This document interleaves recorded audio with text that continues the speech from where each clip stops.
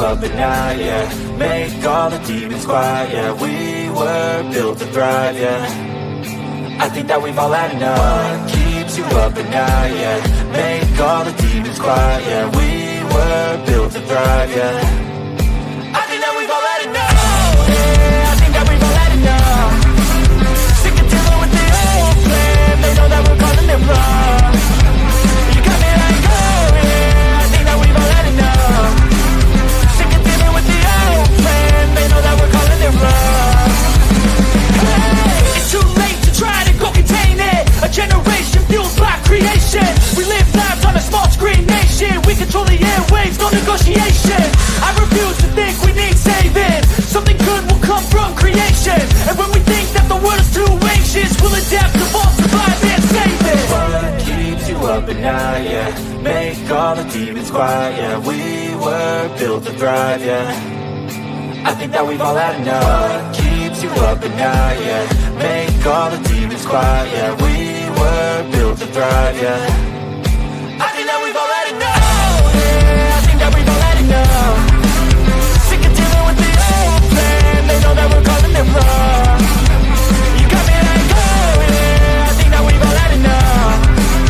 Sick of dealing with the old plan. They know that we're calling it wrong. Hey.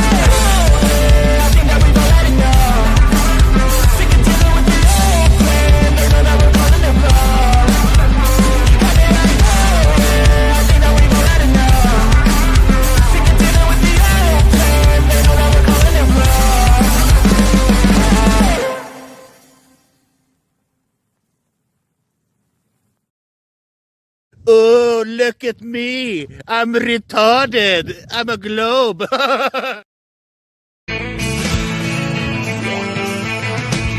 No one told you life was gonna be this way.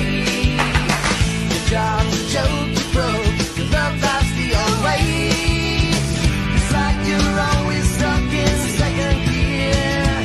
When it hasn't been your day, week, your month, even your year. But I'll be there for you when the rain starts to pour. I'll be there for you like I've been there before. I'll be there for you, so there for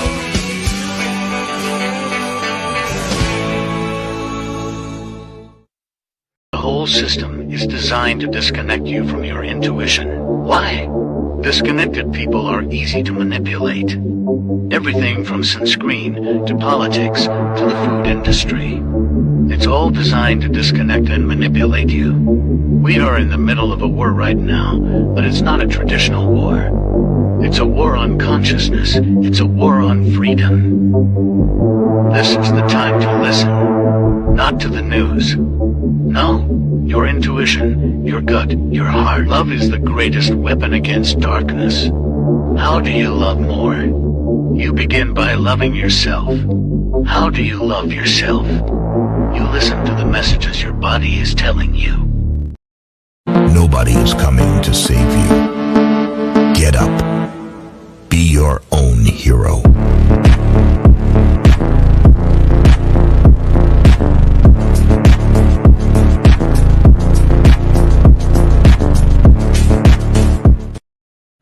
Slaves used to work all day, every day, with no pay.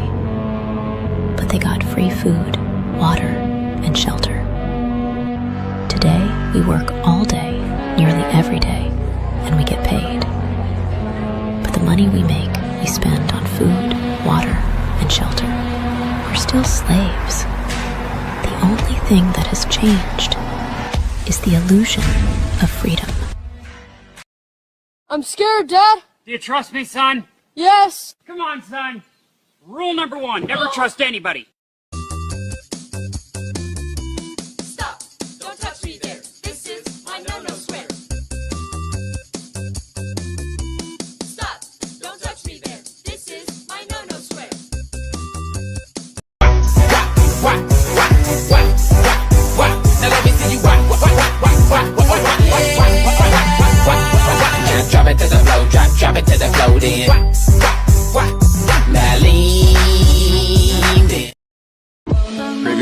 Splash like Pippin. Shit, that's nothing. Splash. Everybody call me Big Pimpin'. No, I ain't bluffing. I'm with your mom in the kitchen, making blueberry muffins. Taste the biscuit. Taste the goodness of the biscuit. Taste the honey sauce. Taste the goodness of the biscuit with the honey sauce. Don't get that honey sauce on me. I don't like the way it tastes with my chicken wings. I remember when I lost my mind.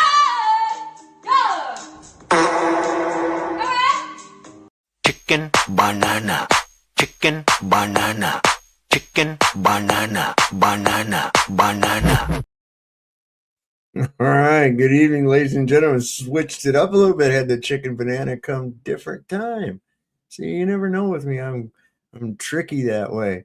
Good evening, ladies and gentlemen. Welcome to Sovereign Soul Unchained Mind, coming to you from the backside of the moon, which of course is impossible and has never been observed by human eyes at all. If there is a such thing as a reverse side to it, we are still in this day, May 15th, 2026, the earth is still a motionless level topographical plane contained within a dynamic fluid pressure system.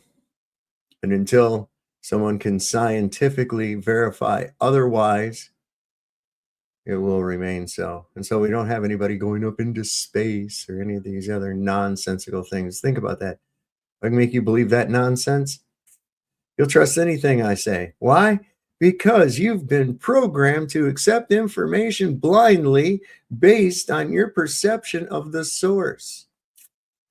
So they can pretty much tell you anything as long as you're buying the source. You're going to buy the information. You're going to totally give away all your critical thinking skills and give away all of your deductive reasoning skills. Really? Is that where you want to be when Jesus comes back? Come on. Look here backstage. I got D-Man hanging out back here. What's going on, brother? What is up? I want to do a quick radio check because some people complained about when I was down by the docks in a river in the van. So is my audio okay? I'm not. Yeah, it sounds fine. It's probably, it might have been. There's a lot of, FBI and CIA surveillance equipment down by the docks where the river, by the river. Yeah. The abandoned warehouse is usually where all the crime and espionage and stuff takes place anyway. So I was in probably the worst place to actually get cell phone connection. That's why I listened to it this morning, because when I got back and a few people said that it sounded bad. It did. And I apologize to everybody. Ain't no worries, man. Ain't no worries. It was really bad, and my headset died, and the only thing I had was like the emergency Dollar Tree earbud set. I was like, hell with it. I'm going to plug it in. So I apologize for any audio bothering that I caused. Some people. All right, man. Somebody said I sounded like I was panting. Yeah, it did kind of. And I think your microphone was like rubbing on something, or I don't know. Yeah, it might have been the shirt. I don't know. I apologize. It was like, I was like, is that a respiratory issue? No, it's just his microphone. Dude, I had one bar of internet connection. Oh my God. That's how bad it was where I was. Yeah, some areas are really bad coverage, man. You've tried Death Valley sometime. That one will get you. I mean, I had to turn down the display resolution down all the way so that it was kind of in sync. Like I couldn't even look at the video, like watch you guys on the screen at all. So even the videos were all out of sync. I was only listening to the audio at that point. That's how bad it was. Oh my God. So I got back, so I'm tired, but I don't think I'm going to be here too long, maybe an hour and a half too, and I'm out. Right. I drove all night. So. Well, I got an exciting little bit of footage here for you to check it out. This guy was running from the police and literally did some Dukes of Hazzard shit. I mean, he got caught, I guess, but This is literally some Dukes of Hazzard Dun, style. dun, dun, dun, dun, dun, dun, dun, dun, dun, dun. He jumped that fucking car. This is crazy. I seen an 18-wheeler do this once. It went off the highway and the guy passed out and it jumped over the embankment and came on the other side. Oh, 18-wheeler. wow. That was awesome with a freaking trailer on the back. God. Watch Ouch. this. Yeah. Just a good old boy. I was thinking the same thing. Call Uncle Jesse. Come on, Daisy, get your titties out. He's gonna have a day at the garage. Yeah. Damn. That's like 10, that's like 12 feet right there. Easy. Get on the ground. Look at the guy. He's all right. He's walking. Yeah, he did. That's fucking crazy, bro.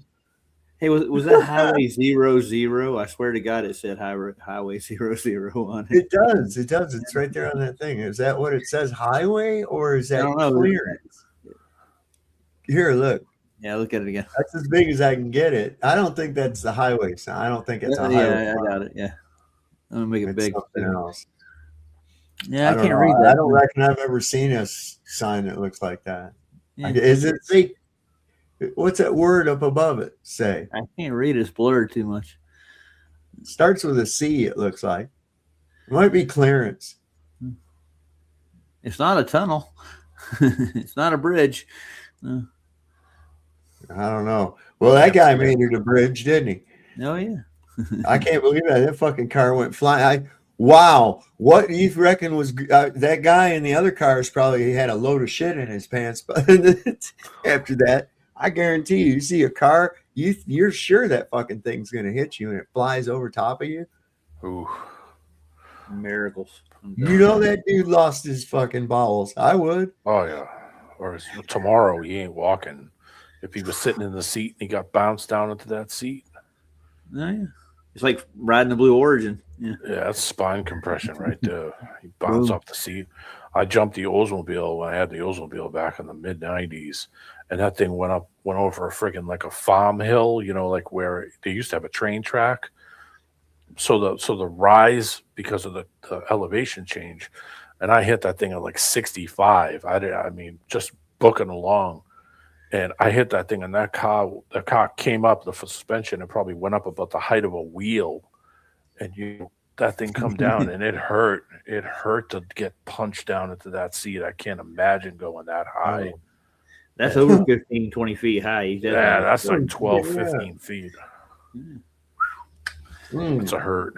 So the question is, time. There is still time, D-Man? Is that what that says? There is still time. That's from an old movie. Called On the Beach, 1959. It's about the world. The nukes went off, and then everything north of the bottom of the globe was. You mean up? Yeah, I say bottom because it pisses them off.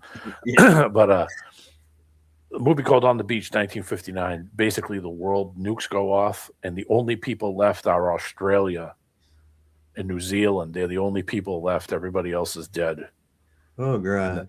That's the end of the movie when it shows the span and everyone's gone. There's There still is time. still time. Oh, God.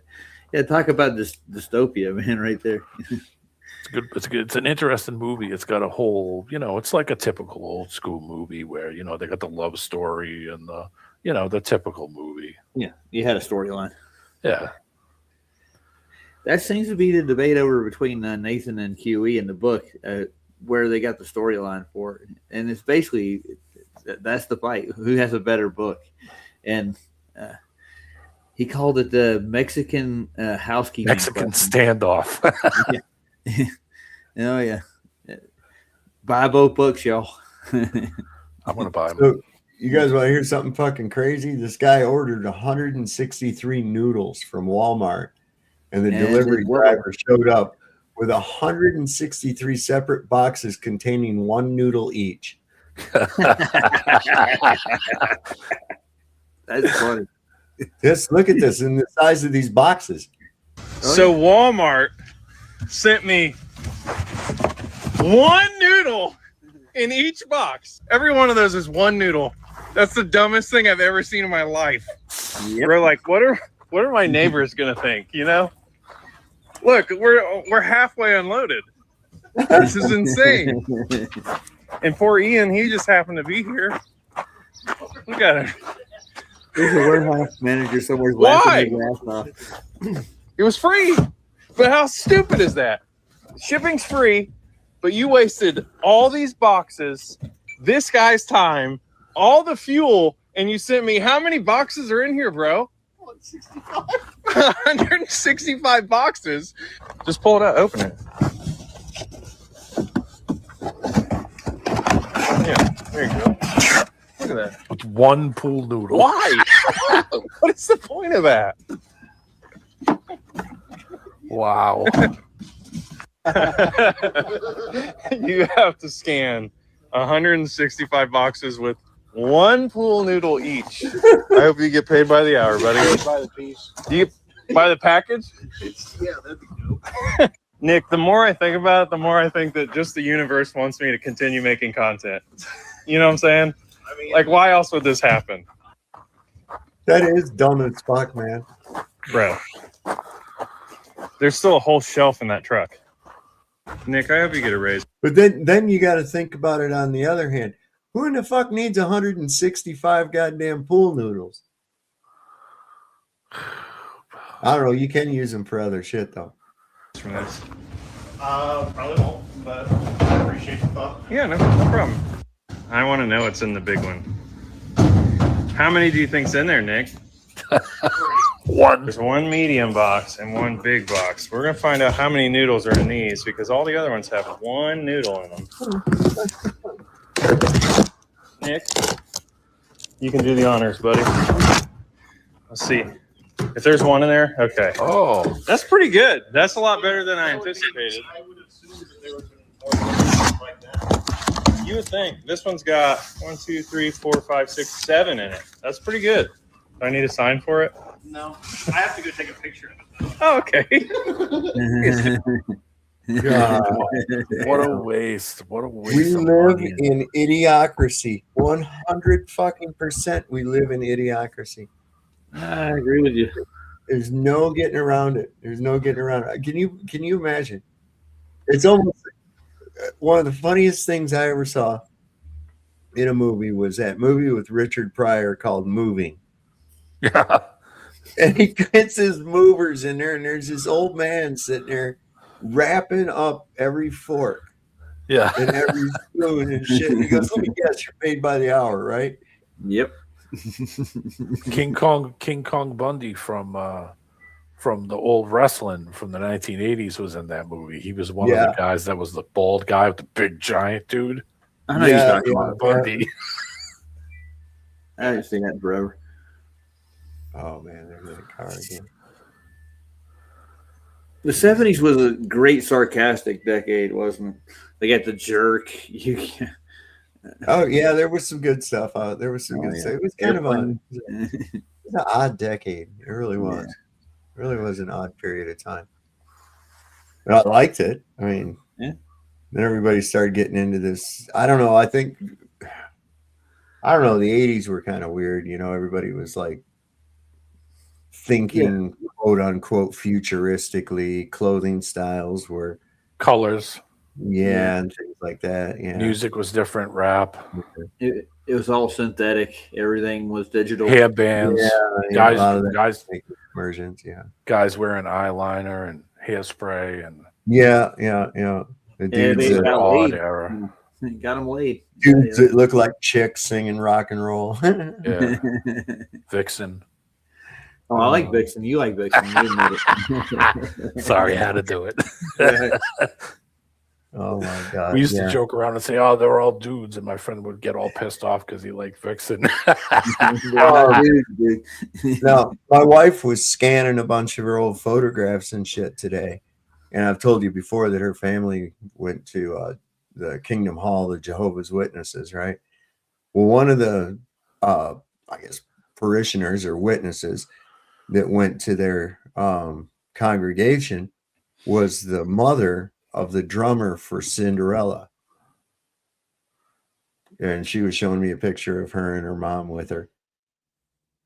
Isn't that wild?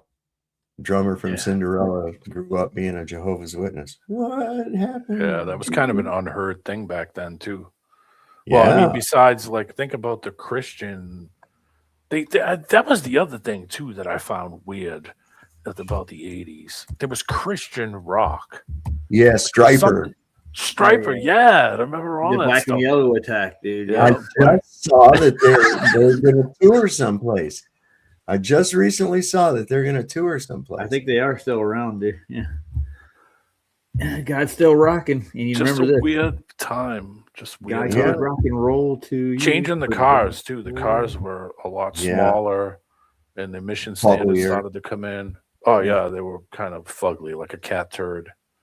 But you remember the K cars and the Escorts, all those Yeah. square, boxy little crap cars. Yeah. The You're an ugly fucking car, man. Oh, yeah. The Iacocca saved Chrysler and put it right into debt. What did I watch the other day? A movie called Mulholland Falls. And this car that Nick Nolte drives in this car, it takes place back in the 50s.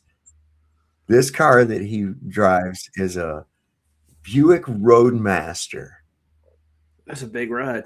Yeah. Dude, that thing was a beautiful fucking car, man. I was like, oh my God, I would love to have that, all black and sleek with chrome and shit. Those little exhaust portals up on the front, you know? That thing looked badass as shit, man. Yeah, my great grandfather used to get a Roadmaster every year. He would trade his old one in on a new one. I looked it up, Saab. It's a 49 Roadmaster. 49 Roadmaster. That thing is beautiful, man. It's a beautiful car. They had those inline sixes in those things, the big Buick inline six. They're rock, dude. Yeah. Well, some of those had straight eights. Had a straight eight in them. Yeah, that's right. I remember that too. They did make some of those. Pontiac had straight eight, and I think the Hudson was the biggest six-cylinder you could get. It's like 308 cubic inches or something, which is. What's that link to, Roger?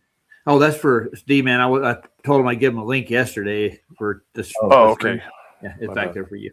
Yeah. Cool, thanks, man. Yeah, we're touching on rainbows. There's a big fight about how rainbows are made. Like they got the heliocentric atom model that makes it in a spherical shape. Water makes a rainbow. I'm like, okay, that makes tons of sense. Yeah, it takes the shape of the lens. Yeah. You know, this is why you can't make a bowed rainbow without a curved lens indoors. Yep. It'll come out straight. Yeah, like it's a bow for a reason. It's because there's a dome. Well, think about it. It's real shallow. Yeah. Of a rainbow in the southern hemisphere, as opposed to in the northern hemisphere too. That's pretty. I wonder crazy. why that is. Strange. I don't know. Could have This is something. pretty wild. This guy calls it right out, man, as far as who's running shit.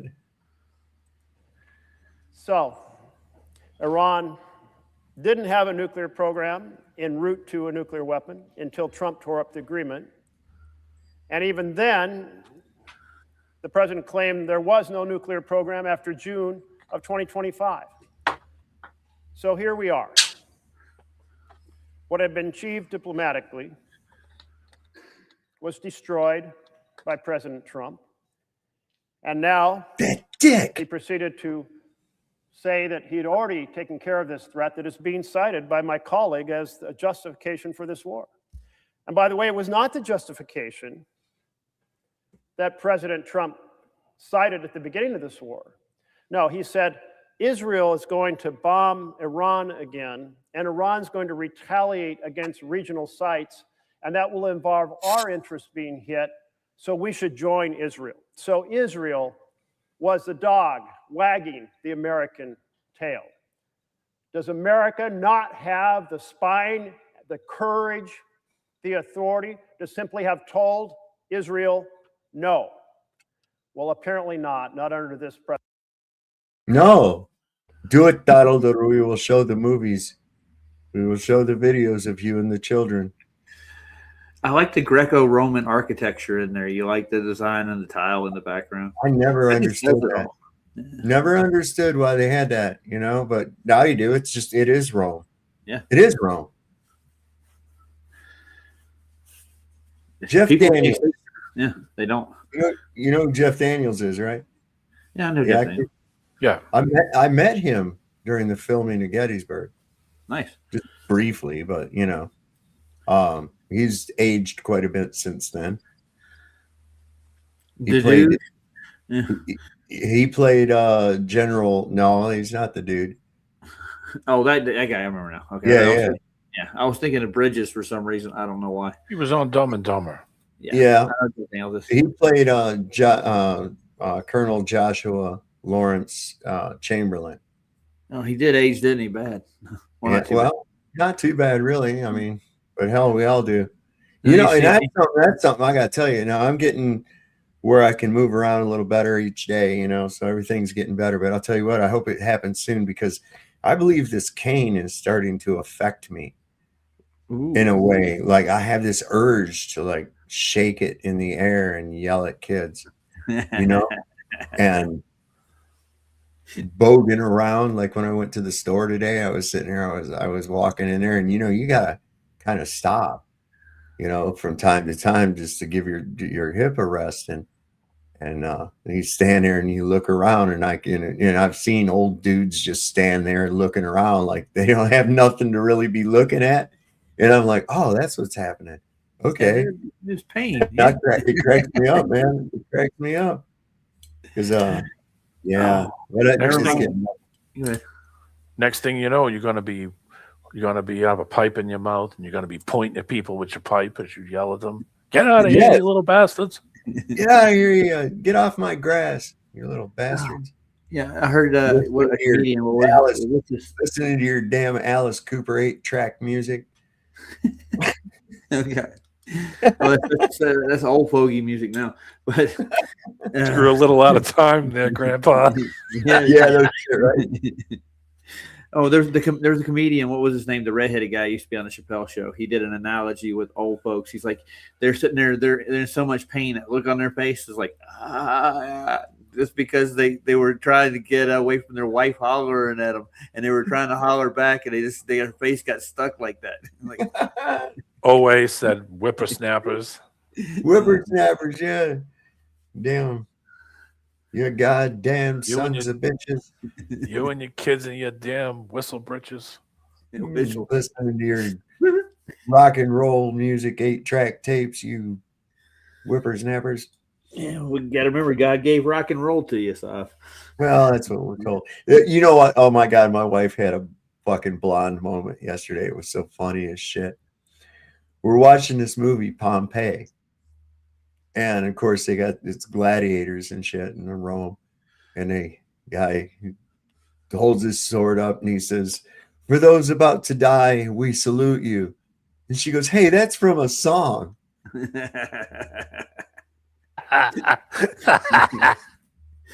Because they got that from a song. And I was like, no. The song got that from them, actually. She goes, "Oh, yeah. The horse before the cart." Yeah. You should have said, "Yeah, it's from DCFC." What's DCFC stand for? Oh, there's Party Poet. I still ain't got my $1,000. Didn't? No. Party Poet was supposed to put $1,000 in my PayPal. Yeah. Doesn't he have like a surefire way to get money out of taxes for some reason? Something like that. Oh, yeah. Anyway, Jeff Daniels had a lot to say about it. How you doing, Chad? Hey, fancy meeting you weirdos here. That's that's where we're already at, though. So Chad, how long have you been an alcoholic? Just started and I just quit. Oh, okay, down. Perfect. D-Man, you didn't answer my question. What's CFC? What did you say again? CCFC? DCFC. What does that stand for? I don't know. I was just trying to poke, like screw with the letters so that way to throw her off even more. Okay. I got some blonde jokes if you want to hear them later. Oh man, I've got a bunch of those too. Blonde jokes. They're so easy. It's low hanging fruit. Oh yeah. And my wife's not really a blonde. She's just her hair color is gone now, and she has like it's really nice looking. It's white. Ooh. You know, it's really nice looking. I like it. Mine's getting there too. It's getting mine white. is. Yeah. Definitely. It's all right, man. It shows wisdom. You losers still trying to hang on to the past. No, it's coming to catch you, Cubby. I promise. Oh yeah. That's what cracks me up. Somebody say, "Oh, you're just some old guy," and I'm like, "Yeah, just wait. Go ahead and say that like you're immune from it, you little fucker." I know my time's coming. Yeah. And I look back and I'm like, "Oh yeah, I can remember that." We're supposed to elect the best of us, not the worst of us. He's everything that's wrong with not just America, but with being a human being. I just don't get the Christian right. And I've read a lot of people who do, and they explain it a lot better, but it's beyond me. But if Jesus came back, say 4 o'clock this afternoon, and he booked an appearance on your show, what do you think he'd say about how things are going? That's what I want to propose to some of the people who are so, hell-bent on what Trump is and what he represents and how I love the president. I'm going, have you seen the litany of stuff that he's done to people? I just think we're better than that, and I wish the Republican Party could get back to being better. We're supposed to elect. The only way any of that's ever going to get better is if people realize that both the left and the right are just two cheeks of the same ass. Okay. Yeah. You're going to get the same shit out of it. Okay. So shit can that whole thing. Take back your own power. That's what this country was meant to be in the first place, this nation. A place with limited government, extremely limited, to the point where their hands are almost tied. That's how it's supposed to be. Yeah, it was never intended to get this out of control. No. Ever. That's happened just because people are they've created the system around it so that you don't have time and you have such a short attention span that you're not going to pay much attention to it anyway because you're so dopamined up with all the goofy shit you got going on. You think they got everybody's fucking head in a spin anyways, because people don't know who they are, they don't know where they are, they don't know when they are, they don't know nothing. They've been programmed to blindly accept information based on their perception of where it came from, not to analyze it. They've thrown critical thinking and common sense to the wind in lieu of authoritative sources just telling them shit. This is why Trump thinks he can just say shit and it's true. Oh, we're winning the war. We've decimated all their shit. And I'll tell you, I don't give a fuck about the Dow. I don't give a fuck about the Dow. Nobody does. It doesn't affect any of us. Just your rich friends is all that fucking affects, not me. Okay, so nobody gives a shit about your stock market or your Dow, man. People are out here paying over $4 for gas and more. We got fucking people that have to make a decision. Do I put gas in my car or do I eat? That should never be that way, should it? Ridiculous. No. It's all due to his bullshit. I mean, it's bad enough we have to have government fucking everything up as it is, but then we put in this childish behemoth of a fucking boor to manage shit. Who the fuck thought that was a good idea? Oh, he's a businessman. Yeah, he's a sucky businessman. He bankrupts everything. Everything he touches turns into shit. Everything he touches turns into shit. For everybody else except him. Yeah. And there you go. Who thought it was a good idea? I'm gonna guess Israel. Yeah, no doubt. And Sov, this Just is a guess. I'm sorry, Sov, this is a great intro into that video I threw into the private chat on how bad and ridiculous it's getting. The first link. He's got a segue for it, doesn't he? Yeah. Hey man, you gotta be, when you've been in this, you gotta be quick. It looks like we're embedded in the ass of the moon.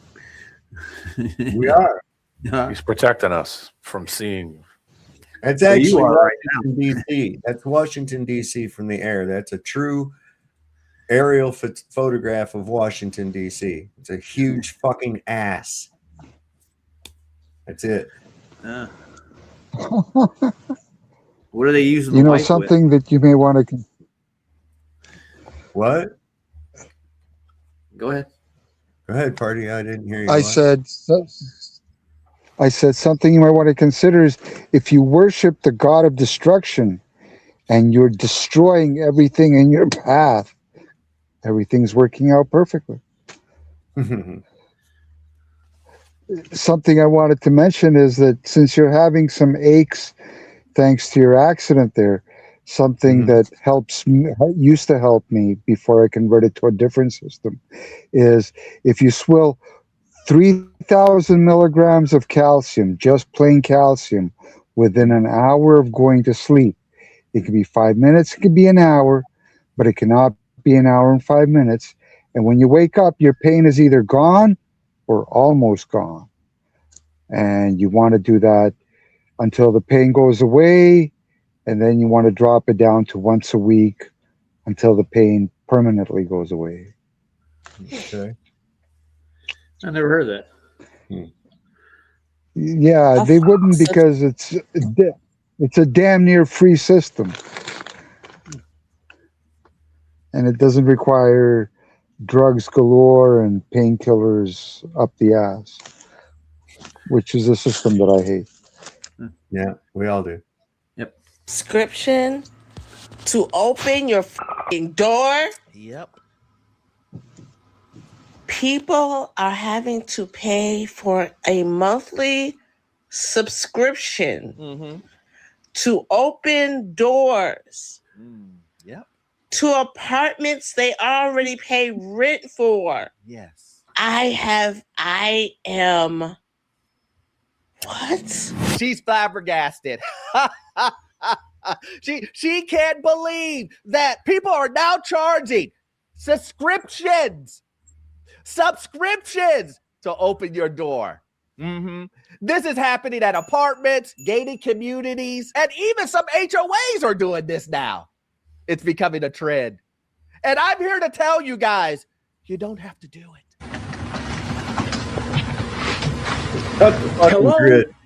I know. Listen, a lot of you guys want to live in these luxury apartments. A lot of you guys want convenience. This is what comes with convenience. And they won't let you opt out of it. And guess what? People are just now finding out. What? Huh? You didn't read the fine print, did you? Okay. You've been bamboozled. Oh, you're going to want to watch this. Because this will directly affect you. I'm telling you exactly what's going to happen in the future. I'm telling you, don't fall for this. I'm telling you this now. It looks like we are going to have to start shooting people. Sorry, I didn't realize it was that long. I thought it was 2 minutes, not 20. Well, that's good that you brought that. I mean, it's good to bring that up anyways, because the thing is that that's exactly what's going on is subscriptions. Okay. You will own nothing and you will be happy. Yep. That's part of that. Okay. So the whole idea of it is like they want serfs. You can see it gradually happening with your media. For instance, it went from you could go check the news on the news sites and shit on the internet, but now you're running across these ones that in order to get the full story, subscribe to our you know, okay, fuck you, no. Okay. And this is what they're doing. You don't see as many DVDs out for sale or anything, Blu-ray movies out for sale. You don't even hardly see any Blu-ray movie players or that kind of thing in the stores anymore. Why? Because everything is a subscription. Bingo. You have to pay to watch it. You see, your music is the same way. They're not selling records. They're not selling tapes. They're not selling CDs.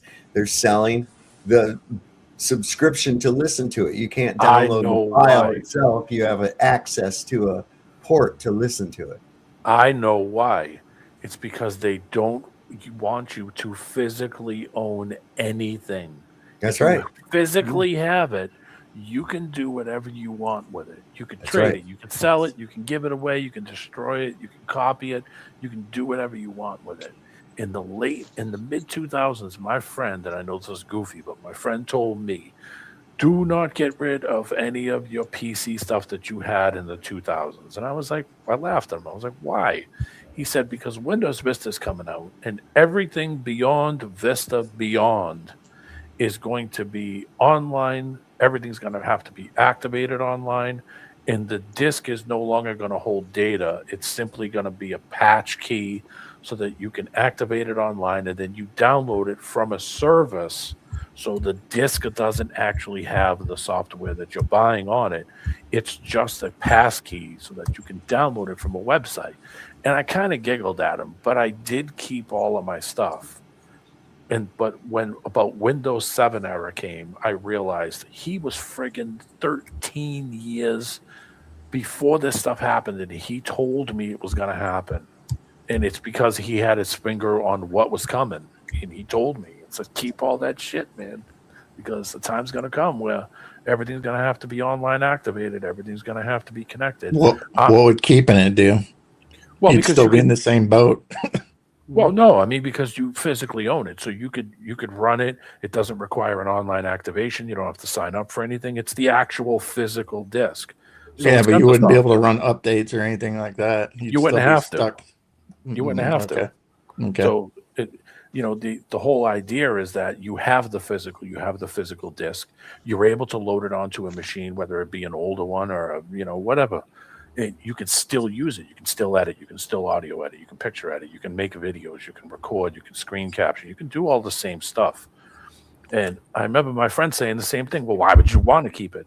But then in reality, now he kind of seen it after a while and said, yeah, you got a kind of point there, because now everything is online activation or you have to agree to a terms of service. And that's what it is. It's the physicality. They do not want you physically owning anything. And so don't be too surprised if down the road they start doing what Australia did and start saying you have to show ID to use online activation or online services, and you have to start taking pictures of your ID and doing all that crap. Not down the line, it's coming. Hey, Awaken Nemesis, real quick, and Awaken Nemesis, do you know who's behind all that chaos? Jews. There you go. Watch your mouth. Hey. Now, I tried to get around that whole thing. I downloaded all my stuff to a hard drive, and the software that came with it expired, and they wanted me to pay for registration, so I can't even get into the backup hard drive I downloaded all my crap into. That's the whole thing to it, is that once it goes to this mode, then everything you have to do has to be activated online, which means that they've got your data. And that's just how it is now, especially with the phone is the worst. Because if you look at the terms of service on any app you ever get, it's ridiculous. I mean, you might as well just give them a kidney, and a pinky toe. Yeah. There you go. Here's why we're in this weird timeline. I said we were in this amnesia. Don't know what day it is. Don't know what year it is. Nothing. September means 7th, but it is the 9th month of the year. October means 8th, but it is the 10th month of the year. November means 9th, and December means 10th. Every single one of these names is wrong. You learnt these words before you could read. You have used them every day of your life. They are not slightly off, not debatable, not open to interpretation. September is the 9th month, but its Latin root means 7. October is the 10th month, but octo means 8. Septem, octo, novum, decem are the Latin words for 7, 8, 9, 10. Those names belong to a calendar that no longer exists. Someone added months to the beginning of the year and pushed everything forward. That edit happened roughly 2,700 years ago, and we are still living inside it. That is not even the strange part of this story. The strange part is what was there before the edit, what was removed, and who benefits from you never asking about it. There are 13 full moons in a solar year. Not 12, 13. The lunar cycle, new moon to new moon, takes approximately 29.5 days. Multiply that by 12, and you get 354 days. You are 11 days short of a year. But multiply 28 by 13, and you get 364. 1 day short. One single day that ancient cultures handled with a festival, a day outside of time, a reset before the new year began. The math is cleaner with 13. It has always been cleaner with 13. And humanity knew this for thousands of years before anyone intervened. In 1960, a Belgian archaeologist named Jean de Heinzelin made a discovery on the shores of Lake Edward. The site sits on the border between Uganda and the Democratic Republic of Congo. The object was small, the Ishango bone, a baboon fibula roughly the size of a pencil with a sharp piece of quartz fixed to one end. Carved into its surface are 3 rows of grouped notches. It has been dated to approximately 20,000 years ago. That makes it one of the oldest mathematical artifacts ever found. Harvard archaeologist Alexander Marshak put the bone under a microscope and concluded the notches correspond to lunar cycles. 6 months of them. Ethno-mathematician Claudia Zaslavsky went further. She proposed the bone's creator was likely a woman tracking her menstrual cycle against the phases of the moon. The average menstrual cycle is 29.3 days. The lunar cycle is 29.5. In dozens of languages, the words for month and moon share the same root. The Gaelic words for menstruation and calculation are identical. Miosak and miosakan. The Romans literally called the measurement of time menstruation. This was not a metaphor, it was a description. Humanity's first act of counting may have been a woman watching the moon and marking the days between bleedings. 13 times a year. For 20,000 years or more, that was how humans understood time. Not because someone told them to, because the sky told them to. Then Rome happened. The earliest Roman calendar, attributed to Romulus around 738 BCE, had only 10 months, 304 days. The year started in March and ended in December. Winter was simply uncounted. A blank space on the calendar where nothing officially happened. Around 713 BCE, Rome's second king, Numa Pompilius, decided to fill that gap. He added 2 new months, January and February, to the calendar. To get enough days, he shortened the existing 30-day months to 29. February was left with 28 because it was the month given over to the infernal gods. Even the Romans considered it cursed. But here is what matters about Numa's reform. He did not just add months. He created a system where the timing of additional months, called intercalations, was controlled exclusively by a board of priests called the pontifices. Their decisions about when to add time were kept secret. And Roman politicians quickly realized something. If you control the calendar, you control power. A consul could extend his own term by persuading the pontifices to add an intercalary month, or shorten a rival's term by having them skip one. Calendar manipulation became so corrupt that by the 1st century BCE, the Roman calendar was 3 full months out of alignment with the seasons. Harvest festivals happened before crops were taken in. Julius Caesar had to add 90 extra days to a single year, 46 BCE, just to reset the system. He called it the last year of confusion. But the confusion was not an accident. It was the residue of centuries of institutional calendar control. And the 12-month structure that emerged from Caesar's reform became the foundation we still use today. Nobody voted on it. Nobody studied alternatives. A dictator imposed it and the world inherited it. Now, the fair counter-argument. The Gregorian calendar, the one you are using right now, is genuinely more accurate for tracking the solar year than anything that came before it. The Julian calendar drifted about 1 day every 128 years. The Gregorian system, introduced by Pope Gregory XIII in 1502, corrected that drift by adjusting the leap year rules. It works. Astronomically, it is elegant. I'm not arguing it fails at what it does. I'm asking a different question. Who decided that solar accuracy should override lunar alignment? Who decided that the relationship between humans and the moon, the oldest timekeeping relationship in human history, should be sacrificed for a system that serves institutions rather than biology? Because the Gregorian reform was not neutral. It was a deletion.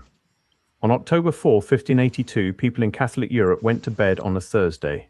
They woke up on Friday, October 15, 10 days erased, not gradually phased out, not adjusted over years, removed overnight by papal decree. Pope Gregory chose October specifically because it contained the fewest major Christian holidays. Workers did not know if they would be paid for the missing days. Contracts scheduled between October 5 and October 14 suddenly referenced dates that had never existed, and the Vatican's response was simple. Those days were never real. Protestant countries refused to comply. England held out until 1752, 170 years later, when Parliament finally adopted the Gregorian calendar. September 2nd was followed by September 14. The change affected wages, rents, military discharges, and prison sentences. Accounts from the period describe public outrage. The famous cry, "Give us back our 11 days," may be partly mythologized, but the sentiment was real. People understood instinctively that when someone edits your calendar, they are editing something more fundamental than dates. They are editing your experience of reality itself. If time can be rewritten by decree, what else can be? And yet, what happened next is the part almost nobody talks about. In 1902, a British railway accountant named Moses Cotsworth proposed something radical, a calendar with 13 months, each month exactly 28 days. Every date falling on the same weekday every year. The first of every month, always a Sunday. The extra month, placed between June and July, would be called Sol. One additional day at year's end, called the Year Day, would sit outside any month or week. A global holiday belonging to no one. Cotsworth was not a mystic. He was an accountant driven mad by a specific problem. Monthly financial reports at his railroad company were meaningless because months had different numbers of days and different distributions of weekdays. A hotel doing $10,000 per week in room sales would show lower revenue in May than April. Not because business declined, because May had fewer weekends that year. Think about what that means for every salaried worker alive today. You earn the same monthly paycheck, whether the month has 28 days or 31. That is a 10% swing in your daily rate of pay, and it always favors the employer. Your landlord charges identical rent for February and for March, despite March having 3 extra days. Quarterly financial comparisons are unreliable because quarters range from 90 to 92 days. The entire global economy runs on a unit of measurement, the month, that has no fixed size. We would never tolerate this in any other domain. Imagine a kilogram that weighed something different each time you placed it on a scale. That is what a month does to money. Cotsworth saw this clearly, and he wanted to fix it. His proposal gained powerful allies. George Eastman, founder of the Eastman Kodak Company, became obsessed with the idea. In 1928, Eastman adopted the 13-month calendar for Kodak's internal operations. Every financial period equal, every comparison clean, every payday predictable. Kodak employees carried pocket calendars with 13 months. Boardrooms displayed the fixed calendar on their walls. The system worked so well that Kodak used it for 61 years, until 1989, 57 years after Eastman's death. A Fortune 500 company ran on 13 months for more than half a century, and it worked better than 12. Eastman did not stop at Kodak. He and Cotsworth wrote to more than 1,000 businesses. They opened the International Fixed Calendar League, headquartered at Kodak's offices in Rochester, New York. Sir Sanford Fleming, the man who invented standard time zones, became its first president. The League of Nations reviewed 130 calendar proposals from around the world. They ranked Cotsworth's 13-month system as the best. It went to a vote, and religious leaders organized to destroy it. Rabbi Joseph Hertz argued that Year Day, which belonged to no week, would create an 8-day week once per year. This would disrupt the perpetual 7-day Sabbath cycle. The opposition was fierce, coordinated, and effective. The proposal failed. After Eastman died in 1932, the League of Nations continued discussing reform, but could not reach consensus. Then came Hitler. Then came World War II. The League dissolved. No international body has seriously considered calendar reform since. 13 months came within one vote of becoming the global standard. Then it was buried. Not by logic, not by evidence, by institutional resistance from organizations whose authority is structured around the calendar as it exists. I want to be honest about something. I sat with this research for a long time before writing. The reason is simple. The mainstream explanation for why we use 12 months is not stupid. Solar calendars are more practical for agriculture in many climates. The Gregorian system does not require constant adjustment the way lunar solar calendars do. If you need to know when to plant crops at a specific latitude, the sun matters more than the moon. I understand why solar calendars won. What I cannot explain is why 13 had to become feared in the process. The word triskaidekaphobia, fear of the number 13 was first documented in 1910, but scholars who have searched for ancient evidence of 13 being considered unlucky have found none. The association with the Last Supper, 13 people at the table, appears to be a medieval invention. The Norse myth about Loki as the 13th guest at a banquet does not appear in the original source texts the way it is commonly told. Buildings skip the 13th floor, airlines skip row 13. Streets in London, including Fleet Street, Park Lane and Oxford Street, have no number 13. In 1882, a Civil War veteran named William Fowler founded the 13 Club in New York City. 13 members met on the 13th of every month in room 13 of the Knickerbocker Cottage. They walked under ladders. They mocked the superstition. The inaugural dinner was at 8:13 p.m. on Friday, January 13, 1882. The cruel irony is that the club's publicity may have spread the very fear it tried to debunk. But where did the fear originate? One theory connects it directly to calendars. 12 is considered complete. 12 months, 12 hours, 12 zodiac signs, 12 apostles. 13 breaks the pattern. 13 suggests something was supposed to be there that someone removed. You do not fear a number without a reason. You fear it because somewhere, deep in cultural memory, 13 represented something that had to be suppressed. And here is what keeps pulling me back. Ethiopia still uses 13 months. Right now, today. 12 months of 30 days each, plus a 13th month called Pagume, 5 days long, 6 in a leap year. Their system derives from the ancient Coptic calendar, which traces to Egypt. Their tourism slogan is, and I'm not making this up, 13 months of sunshine. Over 120 million people live on a 13-month calendar. Their leap year system is simpler than ours. Their months are uniform. Their year starts in September, which, under their reckoning, actually makes sense. They never adopted the Gregorian system. They were never colonized into it. And their calendar works. It has worked for centuries. When travelers land in Addis Ababa, their phones adjust the date automatically. The shift is disorienting. You step off a plane, and you are suddenly 7 or 8 years younger. Not because Ethiopia miscounted, because they started from a different calculation of the same event and never let anyone overwrite their math. Ethiopia is not behind. Ethiopia refused to delete what we deleted. Think about what you were taught. 30 days has September, April, June, and November. All the rest have 31. Except February. You needed a nursery rhyme to remember your own calendar. That should tell you something. A system designed for human use would not require a poem to decode. No child struggles to understand 13 times 28. Any child can grasp that. But 30, 31, 28, sometimes 29?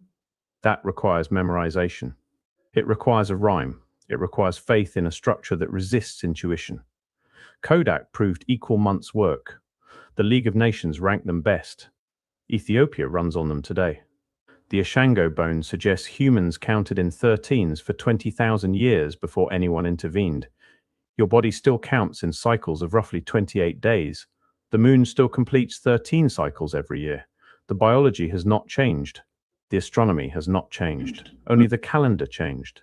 And every time someone tried to change it back, the proposal was killed. Not by science, not by popular demand, by institutions whose power depends on controlling how we measure time. I find myself thinking about the pontifices, Rome's calendar priests, keeping their intercalation decisions secret, using time itself as a lever of political control. That was 2,700 years ago. The mechanisms have changed. The principle has not. Whoever controls the calendar controls what feels normal. And once something feels normal, no one questions it. We cannot name our months correctly. We cannot remember how many days they contain.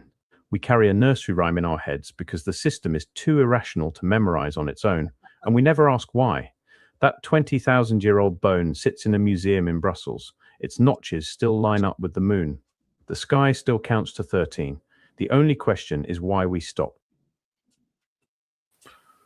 I did a little search and I threw something down on the 13 months. That's some kind of newspaper. I found it real quick. I just got a question. How do they date the bone?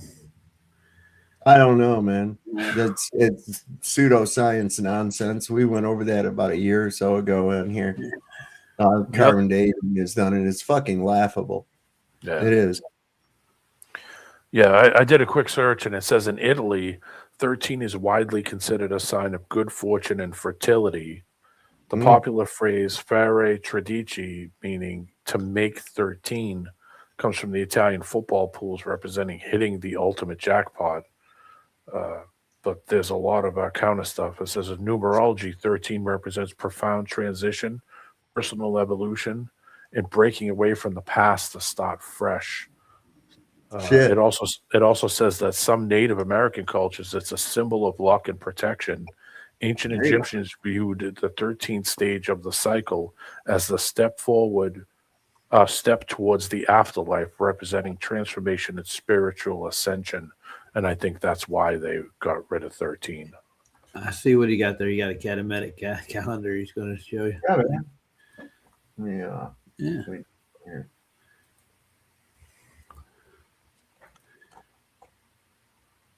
Yeah, soul. Yep. It's the month. And of course, it's hard for me. Yeah, we're going to go to the next one. July. And of course, these are last year, but it's still the same. I could use this calendar every year. You would never have to change it because the days don't change. So nothing. There's no trickery. Me and That's Roger agreed. actually talked about this. Roger? What was the 13th constellation? It's like a serpent of some sort. There's a 13 kind of- yeah. Yeah. So there's a reason that they removed it. Ophiuchus. Yeah, something like that. Ophiuchus. You know, it's all in the pronunciation. You know, like that Socrates guy. Everybody mispronounces that. Socrates. Obviously, Socrates. Yeah. God, I don't know how people get by in life. You know. Do you think that they purposely kind of make these things kind of like they did it with the same thing? And I'm not promoting anything. It's just something I noticed over life. They did it with the swastika. That was never ever a hate symbol when it was used because the Indians used it, the Native Americans used it. There's all kinds of different stuff that they made into symbols that you can no longer kind of like the rainbow. We're talking about Taboo. that too. Yeah. They made it so that it has connotations to it. Oh, you like penis in your butt? Yeah. Oh my God!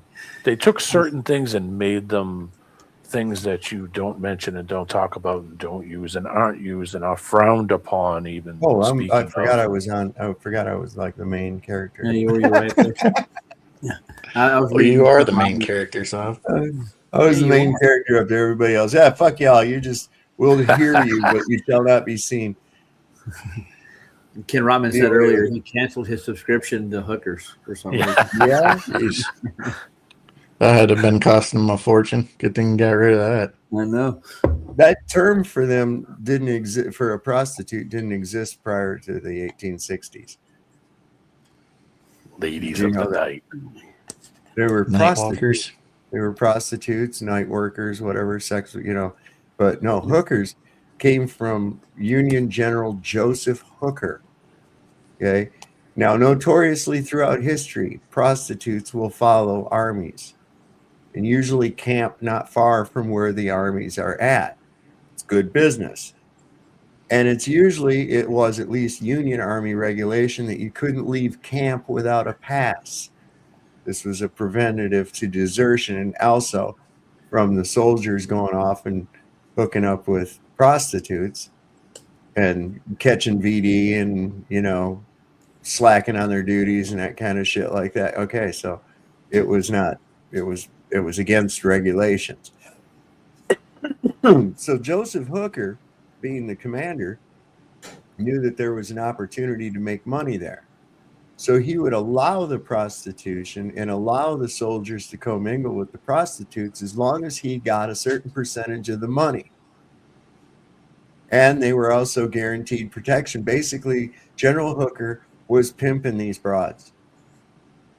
And they got to be known as Hooker's girls. And later on, shortened to hookers. And used as a slang term for prostitutes and ladies of the evening. You sure they weren't union members that worked at truck stops? There was no truck stops yet. I'm just messing around. Lot lizards. That's the lot lizard union. That's a different one. That came about afterwards. That's a sordid story, I'll tell you.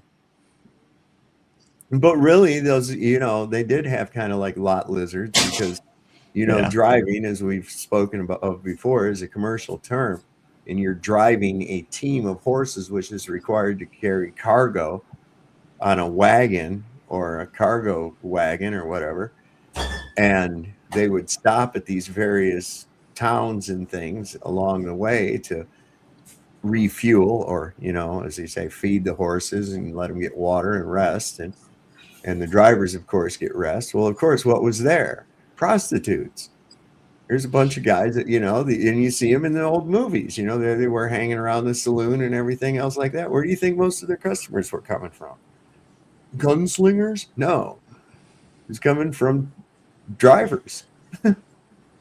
They should unionize if they were smart. Yeah, well, the drivers did. They call them. I'm talking about the lot lizards. They should start their own union within. There you go. Within the truck stop industry. It's kind of like what they get going. That's kind of like one of the things that's what a pimp is. A pimp is a hooker union. Yeah. Basically, a pimp is a hooker union, but we don't call it union a steward. Right. Representative. Yeah. Right. Well, didn't they legalize prostitution in Australia back in the 80s, I thought? Yeah. I don't know. Have to ask somebody there. Brothels are illegal there, actually. So they're state. I don't know where anybody gets the idea that they can regulate a consensual contract between two consenting adults. Who the only people involved there are the buyer and the seller. Yeah, the product and the. That's it. That's it. Who the fuck has a say over that? Whether or not you agree with it or not, that's a whole nother story. And it doesn't have any bearing on somebody else having any authority over that transaction.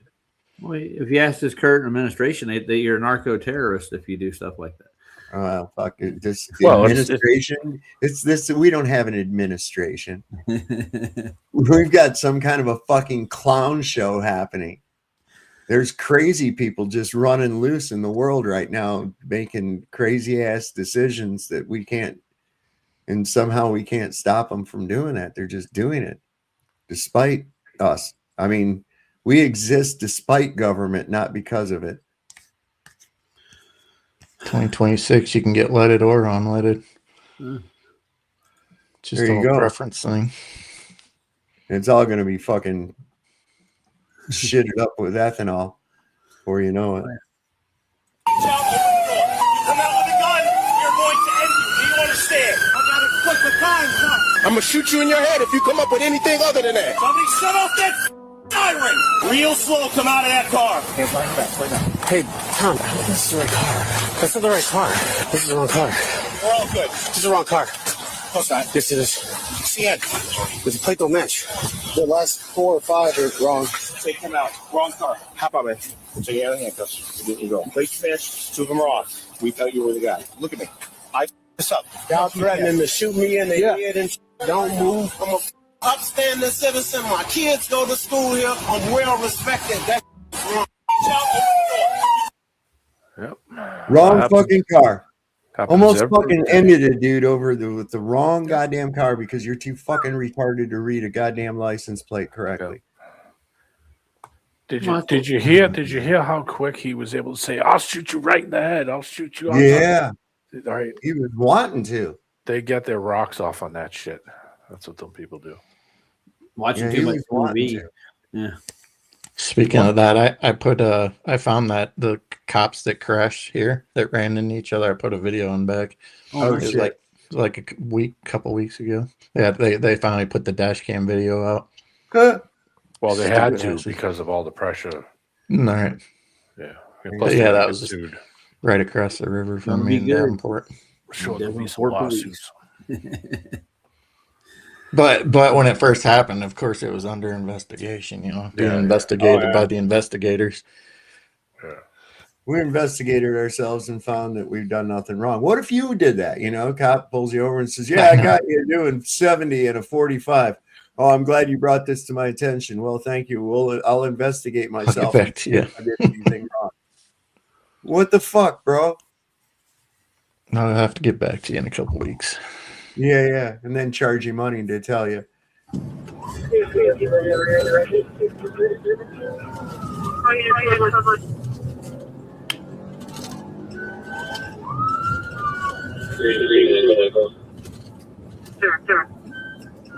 Cherries and berries.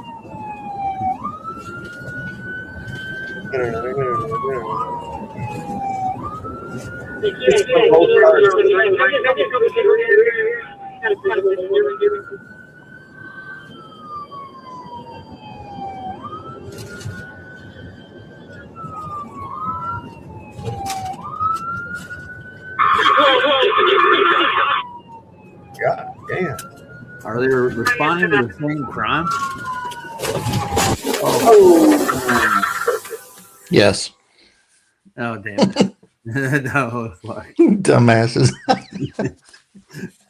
I would just throwing it out there. I believe that would probably put a hindrance on your response time. You know, most likely. Yeah, we're gonna be a little bit. Can you tell the criminal? You tell the criminal to hang on a minute till we get there. Good God, he's gonna wait around for him, I'm sure. Yeah, I'm not even sure what they're responding to, but probably chasing somebody or doing some kind of stupid shit. They had one guy a while ago who clipped the side of a parked car and then lied about it. Said, "Oh, I didn't hit nothing," until they saw the dash cam and then realized, "Oh shit." They were responding to a guy with a camera filming a fucking standing on a sidewalk. That's just amazing, though, that they ran into each other, T-boned one another, responding to the same crime. Waffle House emergency they was headed to. It was probably it was break time. They was trying to be first in line at the fucking drive-up. Krispy Kreme, yeah. Unfortunately, we don't have a Waffle House here. You don't have a Waffle House? I don't. We don't. Nothing like a Waffle House. They got a Village Inn. I think would probably be the closest thing. We got one over in Harrisonburg. I think it's still there. Oh, they're two different worlds, dude. Two different worlds. Waffle House and Village Inn. Yeah. Up here they have IHOP. IHOP is up here. Yeah, they got IHOP. They got everything but Waffle House, really. We ain't got shit here though. We ain't got nothing here. We got the Hawksbill Diner. If you want to go have breakfast, that's pretty much it. Oh, speaking of that, I think maybe there's a couple places in Luray that has breakfast. Probably Jess's has it, but you know, Hawksbill is hell. That's a place too, man. You go down there, that's home cooked food, man. Yeah. You can get in, even if it's not on the menu. You can say, "Hey, man, how about a fried bologna and egg sandwich, man? That would be cool. Can I get that on toasted rye?" "Yeah, sure, coming right up." There's people with me. They're going, "That's not. Where's that on the menu?" I said, "It's not." They had a place like that here. It was right by the I-74 bridge, but they redid the bridge a few years back, and they had to relocate them. It was a big ordeal because they didn't want to move. The people of the city didn't want them to move, and they ended up moving and went out of business. They had been in business, I don't know, 70, 80 years or something, but it was just like you were just talking. It's called Ross Diner, and it was in the perfect spot because, 24/7, 365 diner, and you had one of the biggest interstates, I-74, so you get, everybody stopping there. But of course, everything gets destroyed. They had to put in that wonderful bridge from Iowa to Illinois. They had taken 20 plus years. They'd been talking about putting that bridge in for like 20 years. And then when they finally did it, they got rid of Ross. That's what they do, man. They just keep fucking around. Have you ever actually sat and listened to a session of Congress or watched what they do? Not for very long. Yeah, because it's just fucking nothing. Yeah. There's nothing happening there. They're just going, "I second this motion," blah, blah, blah. They don't fucking know nothing. They're just wandering around talking to each other. Guys up there giving a speech and shit. And there's people over here playing fucking checkers. Here's another over here. jacking off. You know, it's like, what the fuck, man? Playing video games on their phones and stuff now. Yeah. Like that's the whole point. That's the whole point of it all, is that, you know, you get bored and turn it off, and then eventually they'll have a vote on some important thing that they just slip into some other bill like they always do. Well, that's why I say we gotta cut that fucking thing out like a cancer that it is, man. You need to cut it out like the cancer that it is. And unfortunately, it is completely ruled by a fucking foreign country, man. Listen to this shit. The Prime Minister has something now that he's never had before and probably will never get again. And that is complete control of the United States Armed Forces and the absolute allegiance and obedience of the President of the United States and the Congress to whatever he wants. He's got to use that. It's a use it or lose it proposition for Israel. Either they get us back in, use everything that we've got left, or they might as well throw in the towel, because they're beginning to understand at home they can't realize the Greater Israel Project. They cannot go on as they have, treating all of their neighbors and inhabitants of the region as animals, as subhumans. It's not going to work. So you either win it now with American military power, or you're finished. And I think that's what's in the back of Mr. Netanyahu's mind. Brian. He finally found somebody dumb enough to fucking go with his thing. And that's basically where we stand now. And it's really going to be a threat. And listen, I think he's going to make an attack. I think Trump is going to try a fucking attack. He keeps sending shit over there. I think he's busting up for a fucking attack, and I think it's going to be a bloodbath. What are you talking about? Iran. Oh. I figured that, but I didn't know. I got a Waffle House story for you if you want to hear it. Oh, okay. You ever had cool, those Waffle House? I got to get a turnover. I can hear you. All right. The first time I ever took LSD in my lifetime. Oh, my God. Here we go. Oh, yeah. It gets interesting. It really does. Oh, yes. Yes. Well, we ended up, after going out and partying with everybody, we ended up back in my neighborhood. And then the only thing open at 2:30 a.m. was a Waffle House. And it had the brilliant idea. We're still kind of tripping on the 4 hits we took earlier. Hey, let's go to the Waffle House. And I'm sitting there and I order a nice ham breakfast. They get these like special plates. And I'm sitting there and I pick the ham up, and there's this long string of oil comes running down, and I can see it come in slow motion in rainbow colors as it hits the plate. And it completely ruined my whole appetite. So I decided to leave. We left without paying. We just walked out the door. The good old days. And then I got back to my house and I locked myself out of the house. I had to break in through a window. You dine and dash? Oh yeah, we didn't even eat. We just looked at IHOP. We ain't gonna eat that. Nope. I'm turning you in. Gone. How dare you?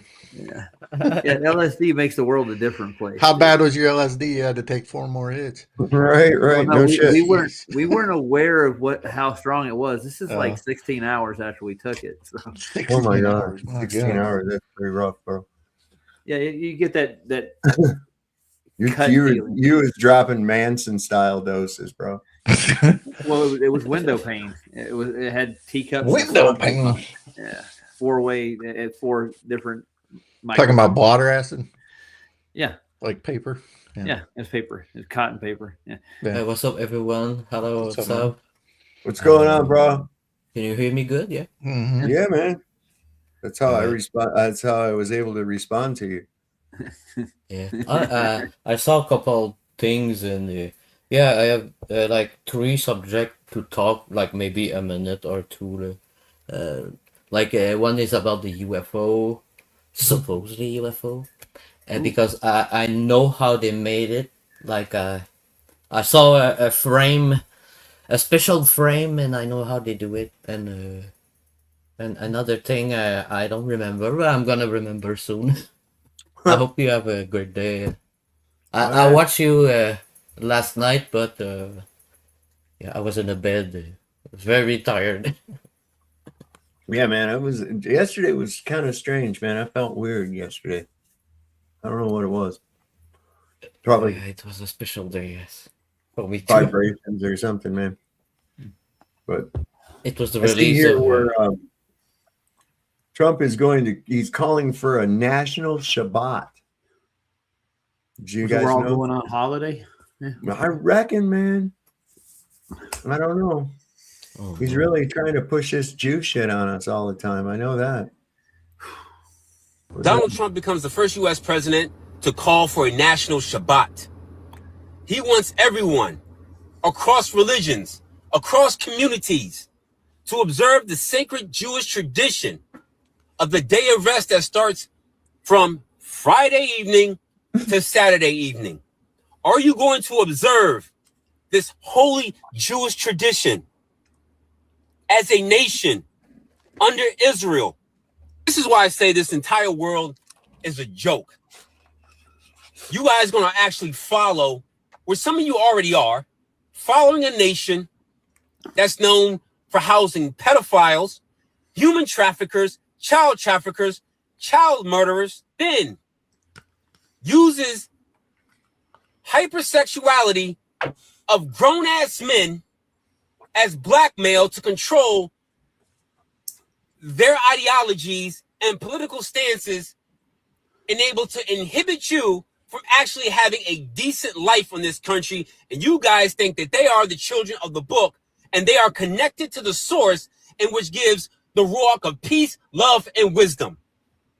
So you really think that the Shabbats on Friday evenings to Saturday evenings? I don't know why most of you do it. It's out of convenience and not out of scripture. Because if you go to Enoch 78:14, it says the new moon, which is the first day where the light first is being received upon the moon, which is called the first day. If you go to Psalms 81:3 and multiple translations, it says, blow the trumpet at the new moon, which is a statute in the book of Numbers, chapters 10 through 15. Then it says, blow the shofar at the full moon, the day of our feasts. If you go to Sirach, Ecclesiasticus 43:7-8, it says, the moon is a sign of feasts, a light that decreases in her perfection. So at the time of feast, what is the moon's perfected state? It is a full moon. The next verse after that, it says the month is called after her name, a light that is increasing. So if the light is increasing, that is also a backup to Enoch 78:14 of what the first day of the month is. There's nowhere in scripture that says anything about Friday to Saturday Shabbats. There's nowhere in scripture that says anything about the Gregorian calendar.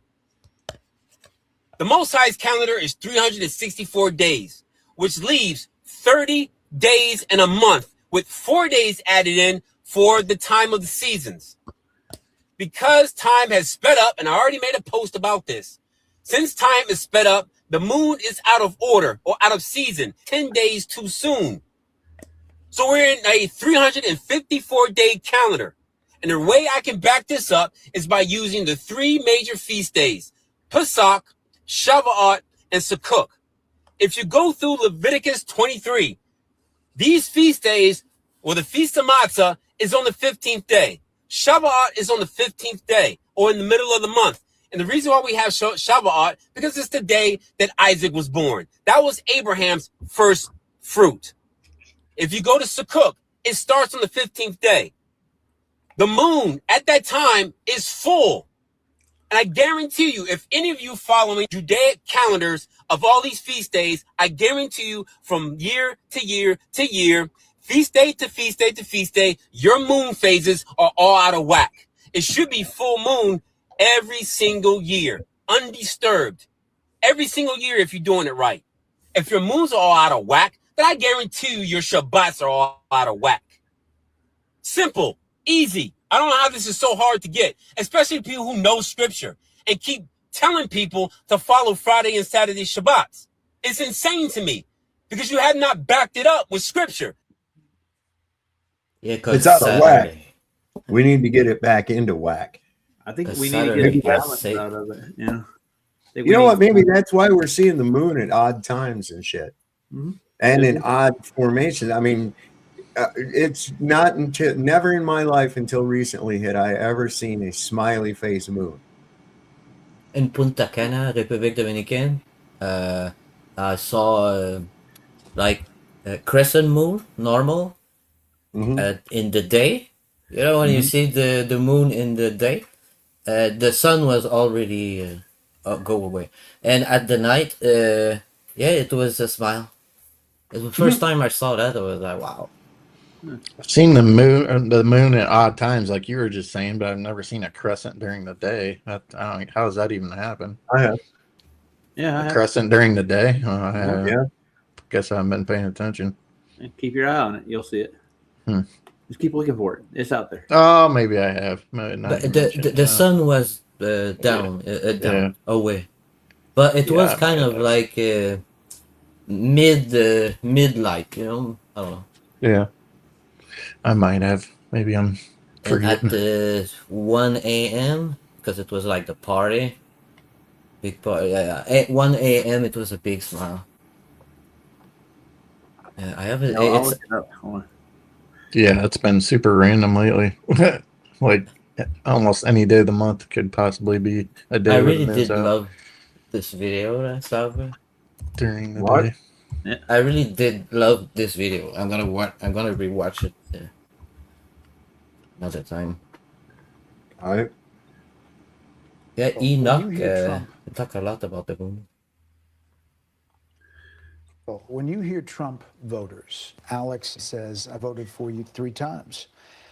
He can't handle the costs. And he's not for this foreign conflict. I hate it, bro. He's not for the foreign conflict, but Roy in Pennsylvania, he's a retired farmer. He can't handle the fuel going up. And he says It's going to come down very fast. And Well, so, look, I'm disappointed. I'm just telling you when what they you say say. to him, Roy, Alex, we got a problem. We just hit the highest stock market price ever. By the way, Oh my fucking then, God. when I went in. Now, again, it's higher. With the war, it's higher than it was when I went in. Think of that. I agree. The 401ks at their all-time high. There are more people working right now in the United States of America than at any point ever in the history of our country. Detroit Free Press, a state that you won. While champagne flowed on the trading floor and President Donald Trump celebrated, when you hear... Go back and read that again. There ain't no way that's true. That there's more Forget people the working president now. live. So, yeah, and here's the thing. None of that fucking bullshit that he said is helping or addressing the concerns illustrated in the comment. None. Nobody cares about your fucking stock market. Nobody gives a shit about your Dow. That's for your rich buddies. Fuck you and your rich buddies. He has no fucking idea what's going on in the world at all. That's all he knows. He thinks everything's a goddamn stock portfolio. Fuck him. You mean you don't have any investment somewheres on the stock market? I'm not going to play that goddamn casino nonsense. Besides the point, I got a 401k, but shoot, by the time I get around to it, mine's already gone, dude. They're manipulating the stock market as it is just to prop it up to where it is at. So it's like, like when reality finally sets in, things ain't gonna be as rosy as they, are making claims about. So whatever. Well, they make a lot of claims and promises, don't they? But I know that. But I'm just saying that you can only do it for so long before eventually, it all comes to the surface and you see how bad it really truly is. If people haven't even seen, the quake has happened, but the tremors are just starting to hit you. The shock wave is just starting to hit you. Okay, you haven't gotten the full brunt of this shit yet. It's going to come down like a tsunami. Oh, here's an interesting thing. Malcolm X versus Martin Luther King. How come there's no Malcolm X boulevards? I don't know. I bet there's going to be Charlie Kirk boulevards before long, though. Yeah, I bet. Yeah. But I mean, both stood for civil rights. Both stood for empowering the black people in America. How come there's no Malcolm X elementary schools or Malcolm X high schools or Malcolm X? Because he talked about the Jays, right? Well, he talked about them. He wasn't in bed with them. That's the problem. Yeah. There you go. Why is the media and education system always pushing Martin Luther King Jr., but never Malcolm X? Here's why. The whole world must see that Israel must exist and has a right to exist and is one of the great outposts of democracy in the world. Palestinian struggle is not just a cry for justice. It's a blistering battle for the most fundamental human rights. The birth of Israel in 1948 brought forth the mass expulsion and dispossession of hundreds of thousands of Palestinians from their ancestral homes and land. This is a historic injustice that continues to haunt the lives of Palestinians to this very day. They both lived in the same time period and both were assassinated for their causes. But one is glamorized by the media and the other one is forgotten. All based on who served to advance the reputation and the agenda of those who own the media and education system. Malcolm X was a hero. Martin Luther King was a Zionist with Zionist advisors guiding him. Now that we know what Zionism is, we're seeing all of our history in a new light, aren't we? They demonized Malcolm, though, didn't they? The movies did especially bad. Made him a heroin addict, a jailbird, basically, for the most part. Yeah. Well, who was it? They labeled him that because of one of his old friends, Bumpy Johnson, provided security for him. How do you get a Bumpy Johnson? I don't know. Because he used to be, in his own words, a typical N-word. Mm-hmm. Thinking it was the flashy suit, the cash, the drugs, the hookers, all that shit. And later, after he went to prison, he was introduced to the Nation of Islam, where he realized that all those things that he was embracing were nothing more than Zionist tools to keep his people subdued. And so he started speaking out against it. Yeah. And see what that'll get you. Yep.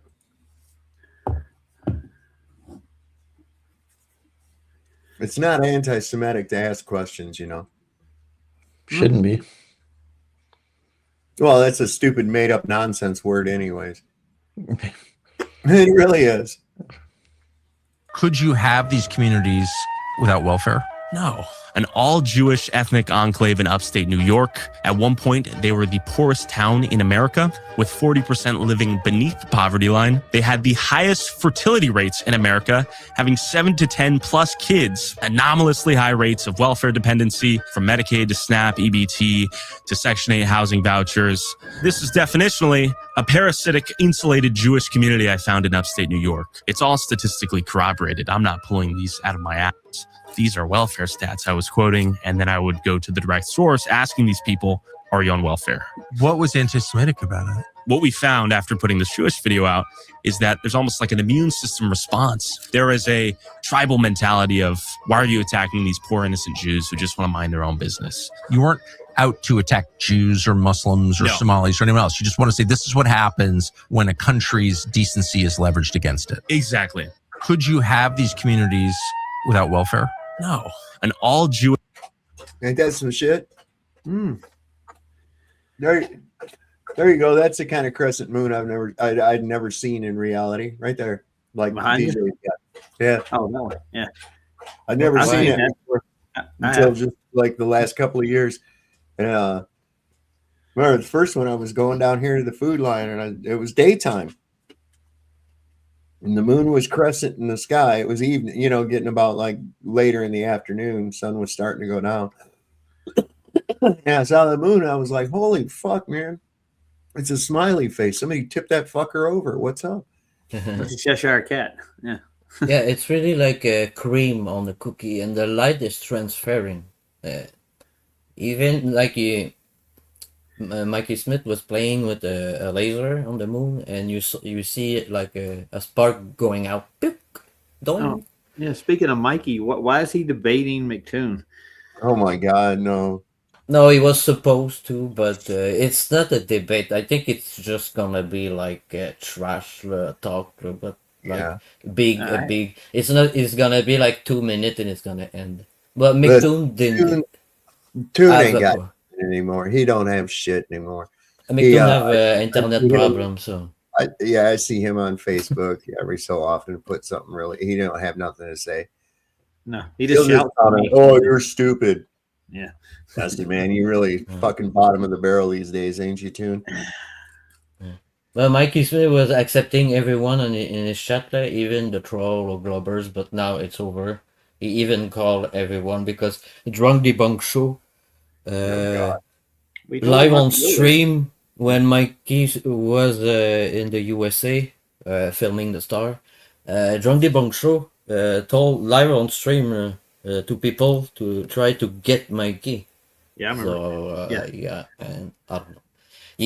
All the other stuff. Drunk Debunk is a problem. You know, he's got some serious problems, and I think he takes it a little bit to the point where he's going to end up with some fucking legal problems. Yeah, but he called the police, he called the border of Canada, USA, everything live on stream. So now it's done. Like when Toon called my sheriff here in my county on me. I mean, Craig. He's laughing of him because Craig. I think he did go to school but did not finish like me the secondary school. Yeah. However, and I don't know if it's this, I don't know, but he's laughing. But this is free speech. Like you can laugh or everything, but tell people to try to find someone. This is that's wrong, dude. Yeah. It is. It's for anybody. It's psychopathic. Are you so weak in your beliefs that you have to go to those resorts? They do, man. Honestly, that's pretty fucking telling in itself, right there. Yeah. You know, that's no wonder every serial killer in history was a globe earth believer. Do you want to see some news about all those deceivers? I have a video. So it's not a Lego video, it's like a serious video. We have new proof because we know it's flat. We know the stars are attached to the firmament. Yeah. Like now we have the footage. Well, of see, the that's firmament. just it. I don't feel a need to prove that. Nope. Okay? Yeah, but I don't have to prove that. It's like today. but what is gonna stop them, NASA, from doing this? Now there's two people. Is like, well, you still have not successfully proven your globe. I'm sorry, your globe is physically and scientifically impossible from its inception. It all hinges around this fictitious myth called gravity. Mm-hmm. The problem is people can't see the forest for the trees. It is all about the relationship with the fluid medium. That's all. There is no fucking mysterious force pulling anything at all. It's just the dumbest shit in the world. So I don't have to prove to you anything. You come along to me and you have a claim that goes against observable and testable fucking reality. And then just tell me to prove what I observe and experience? Mm-hmm. Really? What is gonna see? No. It's like just one name, but you're gonna see a lot of names that we know, a lot of deceiver, a lot of we don't know if they are, and we're gonna see some people that we know they are okay, but we still don't know. But how long is it? It's not just about the star. It's about us, the people around it. When you have the proof, and now you didn't have the proof again. I don't need proof. They need proof. Yeah, I don't need proof of if shit. you don't put stuff in front of the people, nothing's gonna happen. Well, all you have to do is just show the ridiculousness and the impossibility of their belief. People and let do them their do stuff. the rest. I don't care. If you want to still believe it after being shown and told how things actually work, then that's a choice. That's a choice. You see? But that's just it. We don't have anything to prove. We've never had the burden of proof. It'd be like me telling you, hey, you know what? I can turn into an iguana. Prove that I can't. Yeah. Right. I have $1 million disagree. I have $1 million in my bank account. Prove that I don't. Okay. See, that's stupid. The idea is you have the claim of a globe Earth goes against testable and observable reality. I don't have to prove what I see and experience. And especially when you're sitting there wanting to scream about science and you don't have any science at all that supports your So you so-called say like Armand that if we have another guy with bigger binocular, it doesn't mean that it's a better tool. Like we should use P9 1000 or maybe a telescope. For you know, what? because a telescope there's a circle in the middle and it's use the filming the telescope. light around. So we're What gonna film this with this. We're gonna What are we still using the say telescope for? it's a real star in the water also. Well, now we're not even talking about the And we're Earth. gonna Now we're welcome talking all about the them sky. here in the chat and everywhere and say Yeah. they are okay. It's okay. We're gonna live like this. So how many deceivers are here or everywhere? Do you want to see them, or Why are we it's just this? Holy cow! Let me talk. We need to expose them.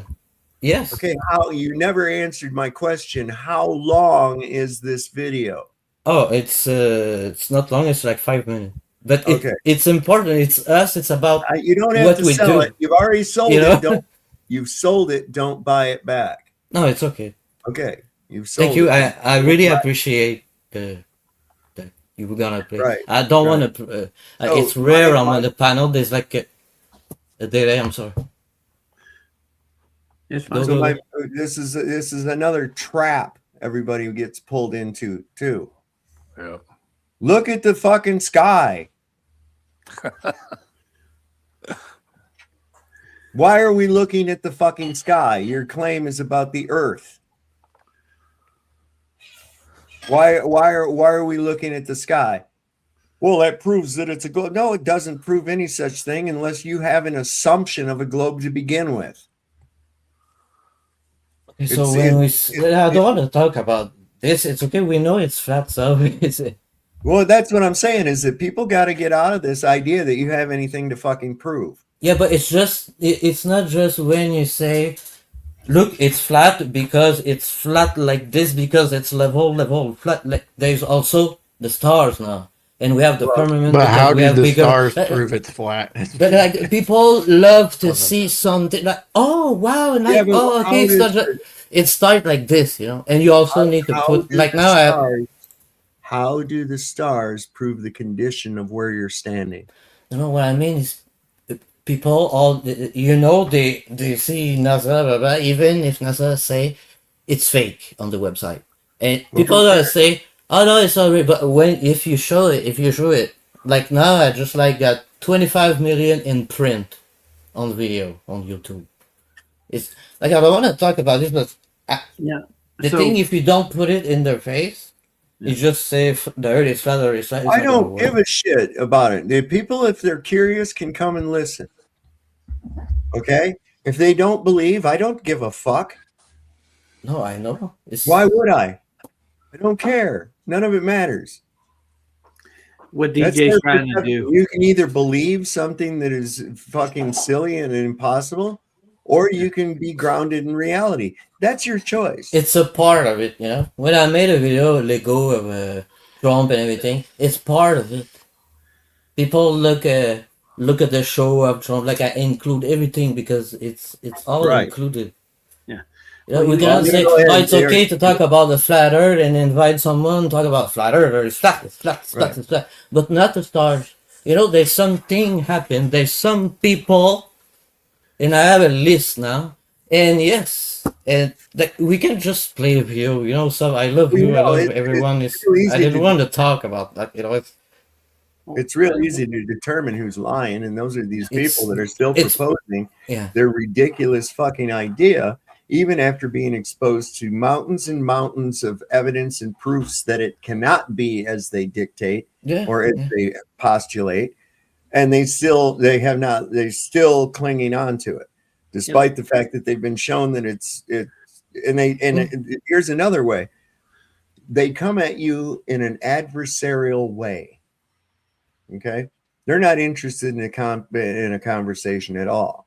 This is why these toxic shits like Toon and fucking Fight the Fat Ass and, you know, all the rest of them, Professor Dave. These are toxic fucking assholes that don't really bring anything to the table except toxicity.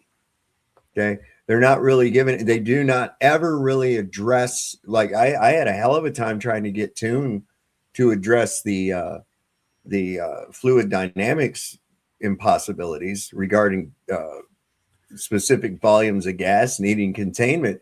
He's trying to tell me there's columns of air and shit like that. And I'm like, you dumbass, air doesn't have a shape. You know, it takes the shape of its container. It's a fluid. That's the definition of a fluid. We were watching he never answered a fucking question. And then he wants to start talking and immediately, every time, I don't care who it is. And a lot of people, God damn it, they fall for it. Well, let's go look at the sky. Why are we looking at the sky? Prove your fucking globe shit. Yeah, first. but we're not the globers. Me, I'm talking about that's a part of it. Like, imagine there's another part of it. Like people who go swim under the water. That's another. Like when they're swimming under the water, they're actually flying above the earth.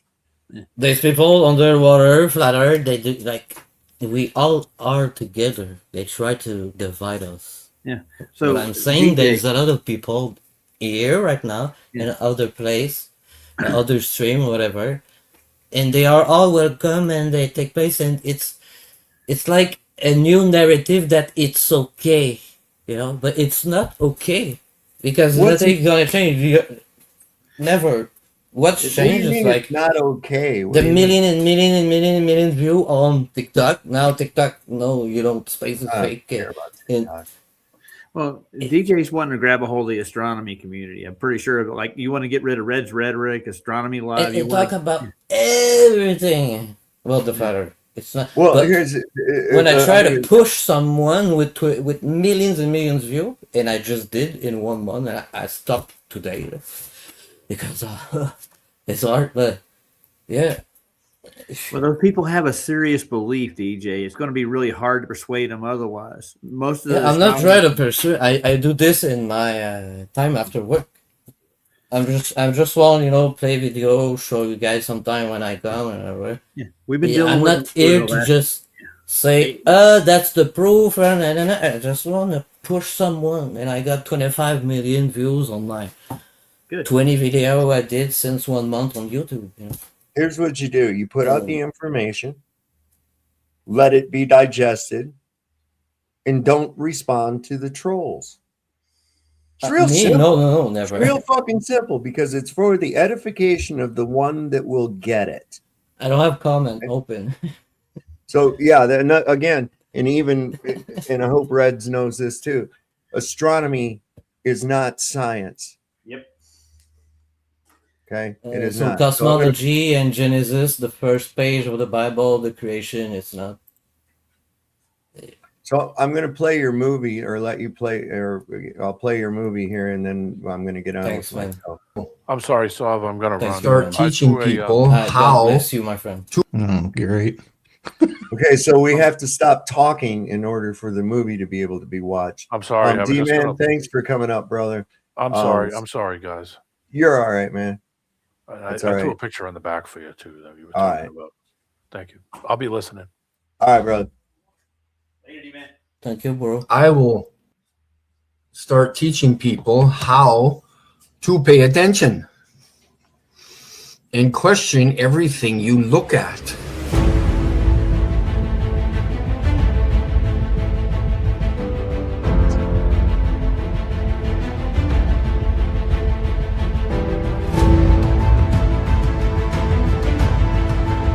April 11th, 2023. Saskatchewan Province, Canada. A man with a deep passion for astronomy goes out as he usually does to film the night skies. But this time, he accidentally records a video of a star that will destabilize the astronomical community for all time. What is that? What am I catching here? I've never seen that before. The star is Alpha Canis Majoris, better known as Sirius, the brightest star in the night sky. But the footage reveals aspects of Sirius never disclosed before.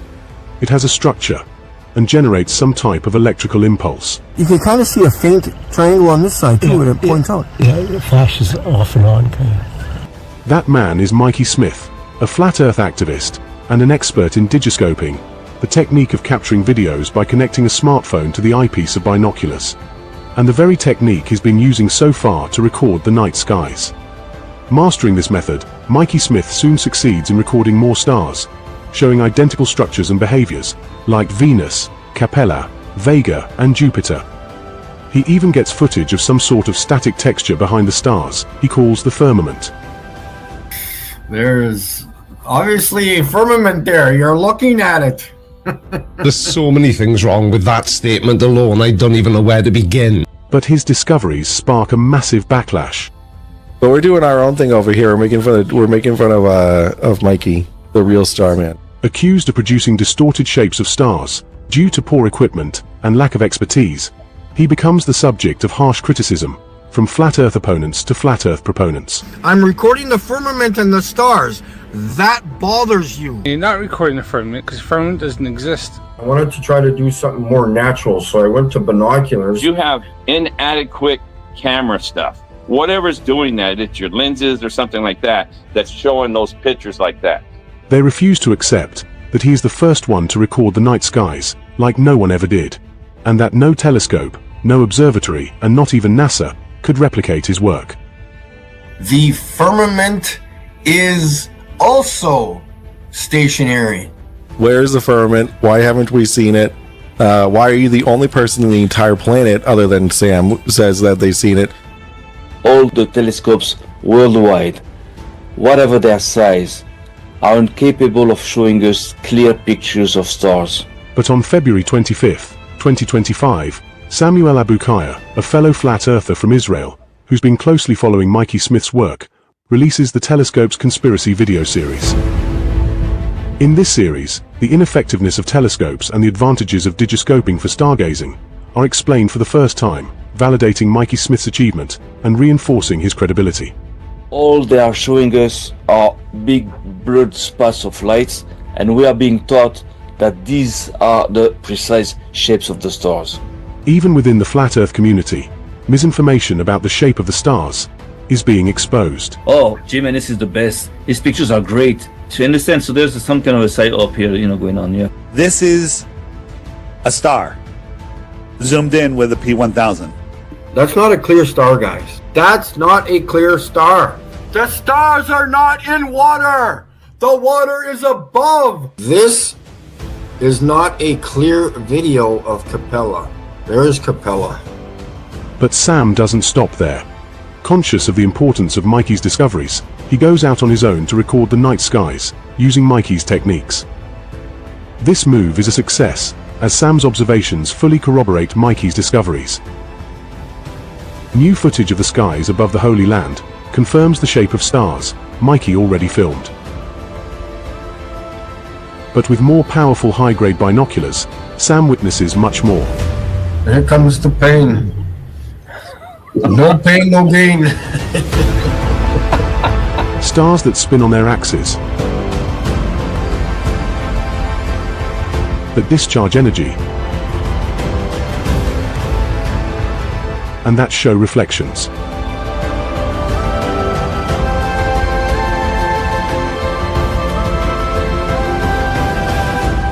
You're not recording the firmament because firmament doesn't exist. But the stars do reflect upon a cloaked surface, present right behind them. We don't know what it is, but we know what it's not. It is not emptiness, and it cannot be space. But it's the new front line, in the war for knowledge.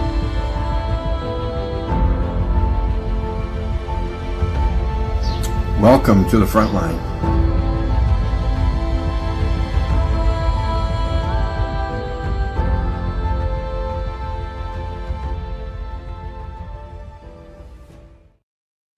Thank you, sir. That was really cool from your part.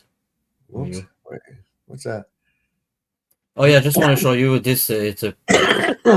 It's not a picture, but it's my YouTube. Awesome. Can you see it? Yeah. So this is not fake. Cool. But this is impression. This is how many people saw my video. Right. Yeah. But yeah, I know. I get saw the thumbnail. And this is how many people see my video. More than 30 seconds. Right. Awesome.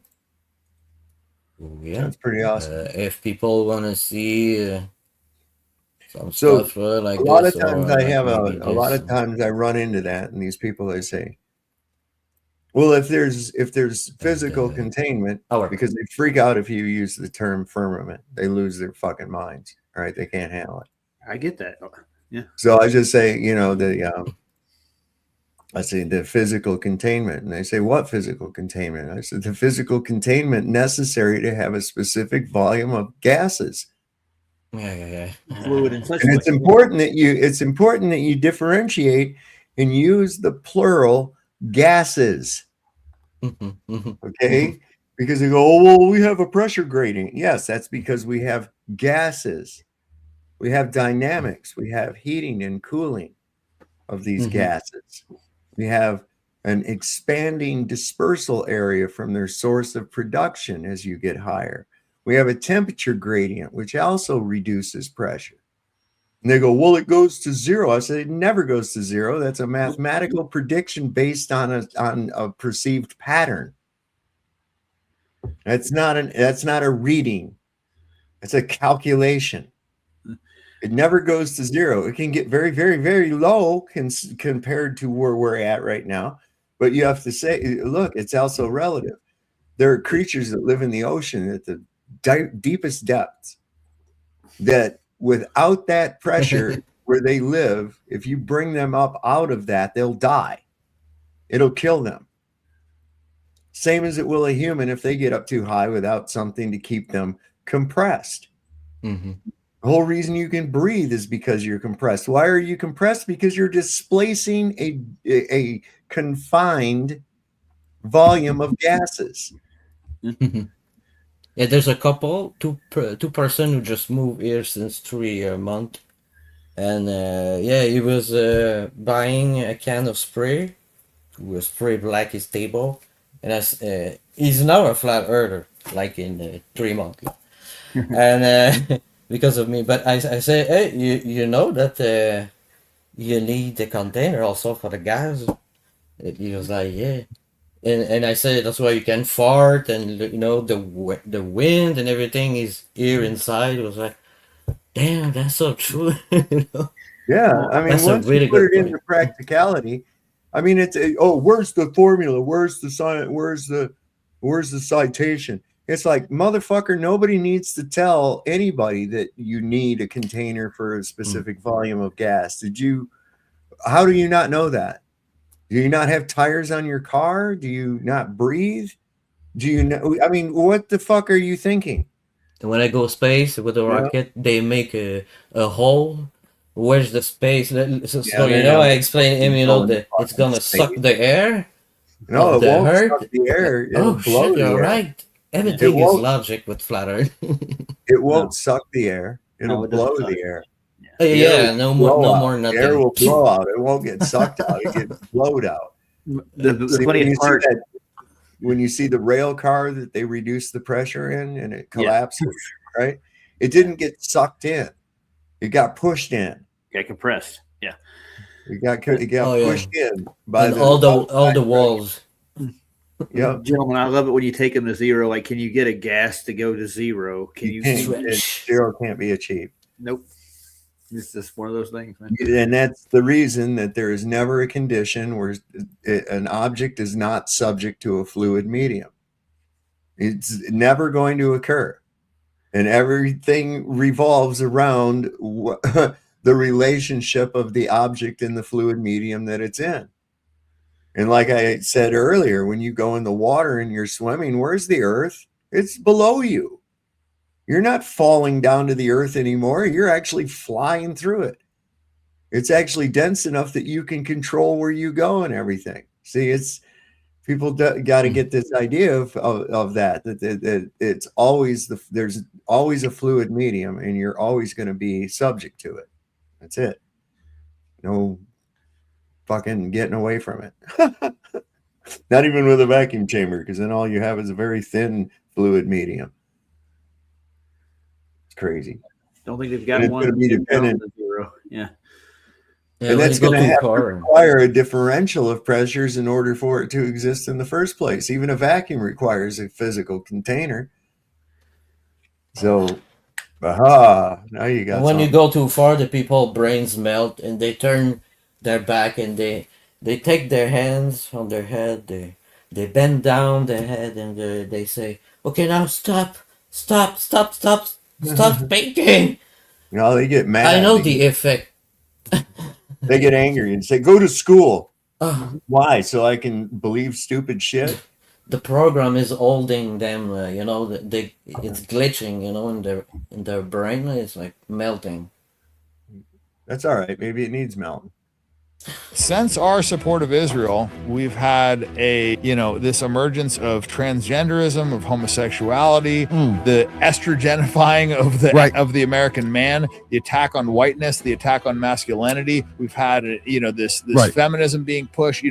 Is America better today than it was in the 40s? That's morally, morally, is it better? Morally, no. And we've been blessing Israel since the 40s. So I'm just saying, for sure, we're actually maybe the fifth, 48, whatever. So let's just say 1950. I think since 1950, America's had a moral decline. So have we been blessed since we've been blessing Israel? Are we the greatest nation in the world? In what sense? Morally, no. You're still living here. Well, because I like guns.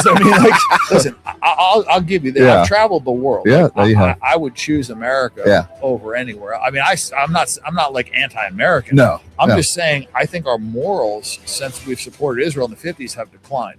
It's true. You were making that point earlier, weren't you? Especially during pre-war times, from post-World War I all the way to World War II, the degeneration of Eastern Europe and Western Europe. Yeah. Yeah.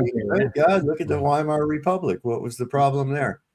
The other day, I did mention, I forgot, I saw 2 years ago a documentary about a girl, her dad living at a bank in Palestine, or whatever, bank in Israel, where the Palestine are stuck there. West Bank. Yeah, I don't know where, and so she go there, and every street was like a border. Yeah. With and they have to wait 30 minutes, an hour, 2 hours, and then show password, or you whatever, this side or this side. And okay, you can. And the other street, same thing. Yeah. But they have to go for super long, and at the night, now she's at the house with her dad. That's to make their lives difficult. You see, it's a prison outside. Yeah. Of course, it's fucking disgusting. I don't know if it's like this now. Yeah. Yeah, this is not doing good, man. This whole fucking thing we're in. Oh, that takes too long right now. I will try to find the UFO thing.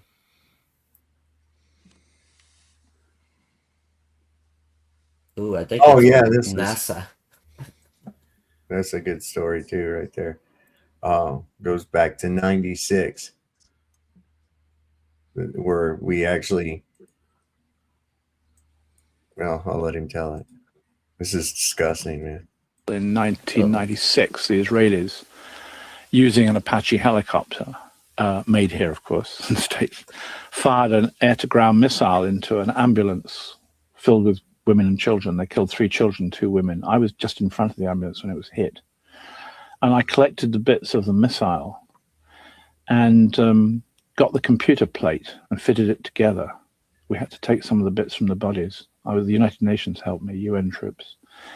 And through the Ministry of Defense in London, which was our defense correspondent making inquiries, we worked out that it had been made in Duluth, Georgia by Boeing. And I took all the bits here to the United States. I got them on Air France to Paris, and then we got amnesty to send them on to Washington. I didn't feel like turning up at JFK with missile parts in it. You can imagine the reporting of that. And I got it down to the Duluth Boeing Works, and they thought I was writing a story about this wonderful missile. They didn't realize the background to it. And I put the pictures of the dead children and the wounded children on the desk, and I produced all the bits of the missile and laid down. I said, "Is that your Hellfire or not?" And one of the Boeing executives who was in the boardroom was the designer. Another one was a senior corporate manager in the company, and of course there was there was a PR man there. And one of the men said, "Is this some kind of crusade?" You see, and I said, "I think you should rework your words. Don't use that on me. This is an inquiry into how your missile came to kill innocent civilians in southern Lebanon." And they were very upset about it. One of them said, "We were soldiers in Vietnam. We don't believe in killing the innocent." I said, "But it's your missile. How did it get there?" And the line they took was that under the various U.S. export agreements, it is the U.S. government that insists that weapons supplied to a buyer, that the buyer has to abide by basic rules of war. And so basically Boeing was saying, well, we make knives, but we're not responsible if they're used to stab people, you see. So anyway, I ran the story. It was called Return to Sender, because I'd actually got the missile back to the guy who made it and showed him what happened. And the amazing thing was we printed the computer part right at the whole of the front page of our Sunday magazine in The Independent in London. And the next morning I got back to Beirut on Sunday night. And Monday morning I got a call from a French missile manufacturer. He said it wasn't sold to the Israelis. He said that missile was sold to the US Marine Corps. He asked to meet me secretly in the Lutetia Hotel in Paris. I got the next plane to Paris from Beirut. This is very good for frequent flyer points, by the way. And I got to Paris, and he produced a secret NATO list of codings, and he said Israel is 14 on it. But on the missile, the computer part, it says 01M. 01 is the United States on NATO codings, and M meant Marines. And I called the editor. He said, "Go straight to Washington, find out what the hell's going on, you see. Well, how did a Marine missile get fired by the Israelis?" And eventually, after we contacted the commandant of the Marine Corps outside Washington, I was picked up and invited to meet senior Marine officers in plain clothes in their mess at a Marine base outside. Car went in, people saluted at the gate. And I handed all the photographs I left the missile with Boeing, of course, in Georgia. I thought they could put it in their museum. I don't think they did. But I had all the photographs, and they went through it. And the story came out very simply. I couldn't quote them by name, but I used all the information. It was one of 700 AGM-114C missiles. AGM is air-to-ground missiles, called the Hellfire. The publicity, by the way, was all for one and one for all. They used the Alexandre Dumas quotation from Athos, Porthos, Aramis, and D'Artagnan from the Three Musketeers. Anyway, the Marines confirmed it was one of their missiles. They had bought 700 of them from Boeing and had taken all 700 to use against the Iraqi army in the liberation of Kuwait. We're talking 1990, 1991. They found that there was a misfire rate of 50%. Every two missiles, only one exploded, which was very interesting because the helicopter fired two missiles at the ambulance and only one exploded. The other landed unexploded beside a mosque. I found it. And I got the computer plate off that too. Anyway, and the Marines said that they had so many misfires that after they'd used up 350, they didn't use them anymore because they weren't reliable enough. And then they said they were instructed by Washington, by the Pentagon, with many other units with spare ammunition, to leave them at the Haifa munitions pier, take them there by boat to Israel. And it was part of a quid pro quo, a gift from the US government to the Israelis for not joining in the war against Iraq in 91. Remember, George Bush Sr. was very keen to keep the Israelis out of that war. And part of the payback for this was to be given all these free munitions that weren't used up. And so this missile had been made in Duluth, Georgia for the US Marines, taken to Kuwait, then taken into southern Iraq, then taken unused to the Haifa munitions pier in Israel, and then used in 1996 in the war between Hezbollah and the Israelis in southern Lebanon. And it was very interesting because we'd actually gone right back through all the people responsible, and not one, including the Israelis, said that they were responsible. They go, if there weren't terrorists, we wouldn't have fired the missile. You see, terrorists, quote unquote. I mean, we're always hearing about terrorists. And the amazing thing was that it was, Dwight D. Eisenhower, I think, was the person who first invented the phrase, the military-industrial complex. There it was. I went to the industry that made the missile and traced its military path, and everyone it killed was innocent. They did some dumb shit, man, and they made us account for every motherfucking bullet. Every shell. Come on, man. A big fucking show. Symbolism over substance, man. Police That's what I found out area. about those what are they, a 2404? The PMCS sheets you have to fill I out. don't remember the number, but I yeah, think it's called a PMCS 2404. I can't fill remember, it but you're out, probably and right. I should know. yeah, right. It came to me so naturally. That's what I'm pretty sure that's what it is. Yeah. It was like, wait a second, man. Why in the fuck this truck hasn't moved since yesterday, and I got to come down here and do all these fucking checks and maintenances on it? It hasn't moved. Did somebody come and take all the oil that was in it yesterday out? No, they didn't. I was like, what the fuck, This is just symbolism over substance, because I didn't even bother doing any of it. I just filled it out and turned it in because I knew the truck hadn't moved. I'm the only one that's got fucking keys to it. Yeah. God, it was some of the dumbest shit I ever saw. Don't matter if these people are fucking shooting the shit out of you as long as you got spit shine boots, right? Motherfuckers, I swear to God. Some of the dumbest shit they worry about. Yeah, these fucking people are really all the time pulling shit. Most Christians believe that the Judaism of the Old Testament is very similar to Judaism today. Yet the Jewish Encyclopedia, in its article on Judaism, says modern Judaism and the Judaism of the Old Testament are very different. It says that after Nebuchadnezzar conquered Judah in the 6th century BC and led the Jews to distant Babylon, the Jews were faced with challenges to their faith they had never before experienced. Ever since the time of Solomon, the religion of Israel had centered around the magnificent temple in Jerusalem, with its sacrifices and rituals. The question now became, how could one be a true Jew in a very foreign, even hostile environment? The need arose for a certain class of lay priests, called scribes or sophorim, to interpret the law in this new setting and make it workable. In time, these scribes became what the New Testament calls the scribes and Pharisees, the greatest legal authorities of Israel for all ages. The Pharisees said there were really two inspired revelations to the Jews. There was the written law of Moses, received atop Sinai, but there was also the oral tradition acquired by 70 elders who came to the base of the mountain but were forbidden to proceed farther. The Pharisees said that these 70 elders, or Sanhedrin, received a much more extensive and profound revelation than Moses, a revelation which was never written down, yet took precedent over the written law. When Jesus came on the scene, his reaction was to bitterly denounce this counterfeit tradition. Christ said the Pharisees, by their tradition, had made the law of God of none effect. He considered the Pharisees the most dangerous leadership Israel ever had. In 70 AD, Jerusalem was destroyed by the Romans. Although Jewish sects such as the Sadducees now disappeared, the Pharisees emerged with even greater power over the Jewish people. The Jewish Encyclopedia describes the new role of the Pharisees. With the destruction of the temple, the Sadducees disappeared altogether, leaving the regulation of all Jewish affairs in the hands of the Pharisees. Henceforth, Jewish life was regulated by the Pharisees. The whole history of Judaism was reconstructed from the Pharisaic point of view. Pharisaism shaped the character of Judaism and the life and thought of the Jew for all of the future. So, as I've stated before, it is a bastardization of the Hebrew religion.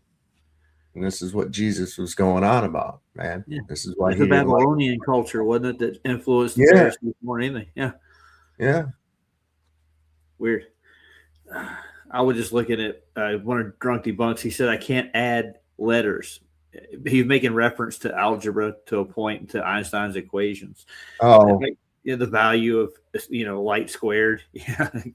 They don't even know the speed of light, dude. And I know. Yeah, it's nuts. Well, E equals MC squared means that Einstein married his cousins twice. Yeah, I got you. Dude, he was the Stephen Hawking. Okay, he was. Here's the guy and they're laughing at you, right? They took this guy who was, I think he was fucking retarded. I think he was retarded. You look at this guy, he looks fucking retarded. You never hear the man speak without that he's reading something, okay? And he always reads it in a manner as though he didn't write it. Like he's just looking at it for the first time. And I think that was the way they were mocking us. Look at, they think this is the smartest guy in the fucking world and shit. And then with Stephen Hawking, look at that guy that could fucking translate burps and farts into, you know, technological language. What the fuck? Get out of here. Shut up. It isn't happening. You know, the poor guy, he probably was sitting there trying to say, help me. They're making me do this. You know, they took me up on an airplane and they fucking threw me around like a sack of fucking flour. Yeah, give me a yeah, the quadratic plane of the universe is divisive of. Shut up. He did not just say that. He farted and you translated it, dude. You translated a fart into. Well, that's about all good at quantum physics, all that fucking bullshit is. You know, it's all make-believe land.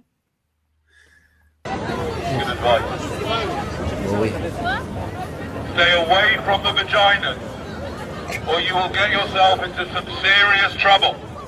You could get gonorrhea, syphilis, genital warts, again, in your case, sir. No, not you. You look quite clean. And you could make a woman pregnant. Believe me, the sexy ladies that walk around here don't look so sexy when they're having the baby that you never actually wanted because you fell into the vagina trap. Don't fall for it. It is not worth it. It's very tempting. That's why it's designed like that, to tempt you and trick you into reproducing. Just like our fathers were tricked into reproducing. We are all here because somebody fell for the vagina trap. Oh my god. Don't fall for the vagina trap. Don't fall for the vagina trap. I think we all have. Sorry. What the hell? Can you imagine there's a dude out on the street doing that? There, I imagine there was. I mean, that's hilarious. Oh, here, I haven't seen Rathbone in a while. I figured he must have got himself in trouble, but he's back. Oh my god! What? Iran has a nuke! No. Iran might have a nuke! No. Iran will have a nuke! No. They have weapons-grade uranium! No. Plutonium? No. Obtanium? No. Geranium? No. Iranium? No. But they violated the IAEA! No. Have a gay Ayatollah! No. They oppress their women! No. They might oppress their women! No. They probably oppress their women! No. It's so sad they killed 20,000 in 3 days! No. They killed 30,000 in 6 hours! No. They killed 40,000 in 52 seconds! No. They killed 8 million! No. So sad they ate babies for breakfast! No.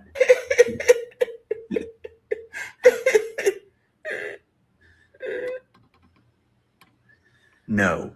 Radical Islamic jihadis hell-bent on devouring Western civilization and turning us all into Sharia law enthusiasts. No. But they could be radical Islamic jihadis hell-bent on devouring Western civilization and turning us all into Sharia law enthusiasts. No. 8 billion in 5 seconds. No. Please? No. No? No. No? No. Can you say propaganda? Yeah. You're always claiming that shit. And that thing about 40,000 protesters getting killed, that is the most ludicrous fucking claim.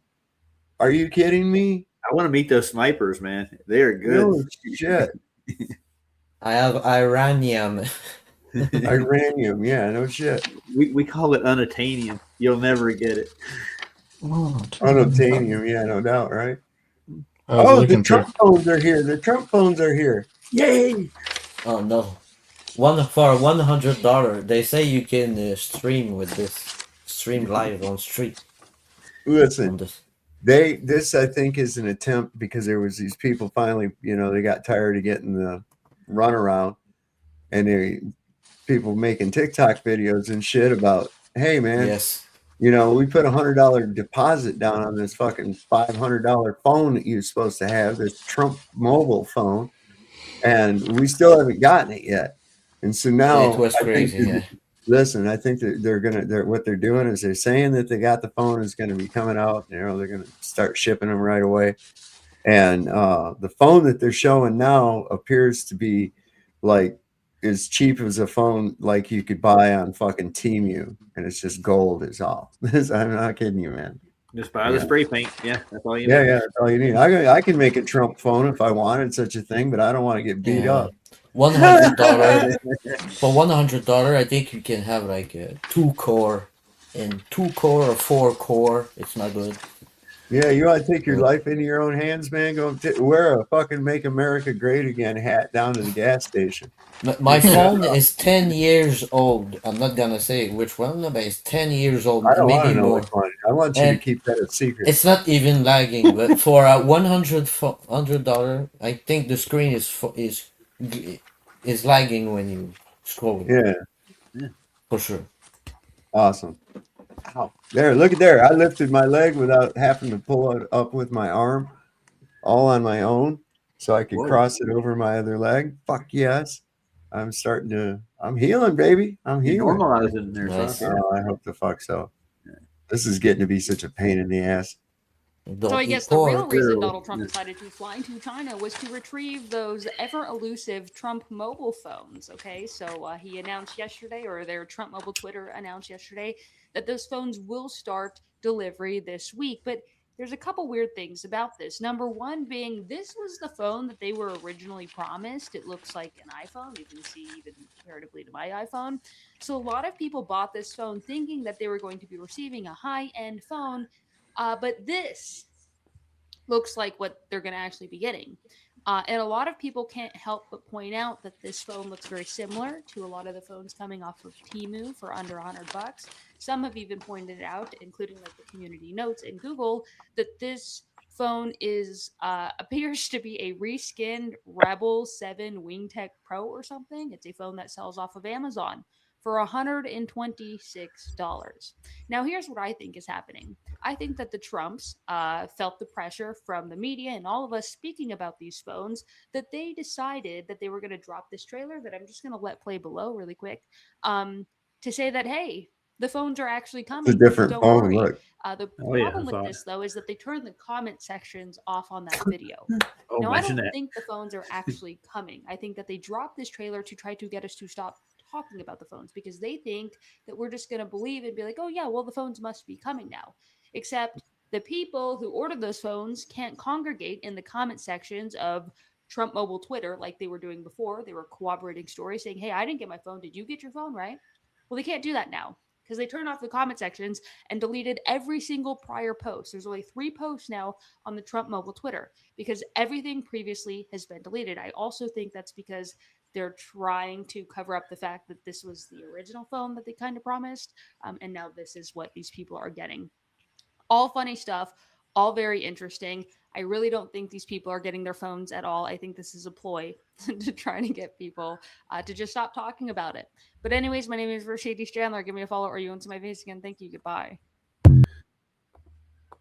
I think she Dude, might be. that is a group, because you think about it, the amount of people, every one of them gave $100 deposit on it. How many people they got like $50 million, something like that, man. Good God. You got scammed, dude. That's really what it boils down to. Yes, always. Always. Stupid. Hey, another thing about them Trump phones. You can't change the ringtone ever. It's that. You get your choice between that one and that fucking Lee Greenwood song. I'm proud to be an American. Young boy. No. Yeah. You get yourself clean. A young man. Well, apparently, according to his own words, his own wife has told him, why do you come out dancing to that gay anthem? And then he said that it was because he likes the gays. I know you do. You are gay. Me, I will change the lyrics for Stacha, Riley in the pen, in the. Now you have to wear those diapers. Sharpie pen in the. Depends. You got a shitty ass because you wear T-pens. Oh, damn. You got, who remembers a movie called Sinbad that had, and it had the comedian Shazam, and it had Sinbad in it. Yeah, this is a Mandela we're going with. Yeah, this is pretty crazy. I remember the movie. I remember that the comedian Sinbad came down. There was a theater in Detroit where the movie was premiering, and Detroit is his hometown, and there was all kinds of people there, kids all over the place trying to get Sinbad's autograph and shit. So I remember this as though it was real. Yeah, I mean, as though it was real. It was real. And this fucking gaslighting shit with some of this stuff with the Mandela effect. This is not. Stop that. Stop that, everybody. It feels good to get out that thing. Oh, kind of cramped up in there. Should have took you long. Yeah, he comes out, the YMCA song people still talking about. He comes out, what do we call it? He's doing the strokey pokey. Long enough, Tina? Wait, y'all are not Tina. Kidnapper! Wait. Where you going? I just got here. What happened to saying hello? I believe we got off on the wrong foot. Don't come any close. Okay, this is what we're going to do. We're going to start all over, right? I'm going to introduce myself. I am Shazam! I'm the genie of the lamp.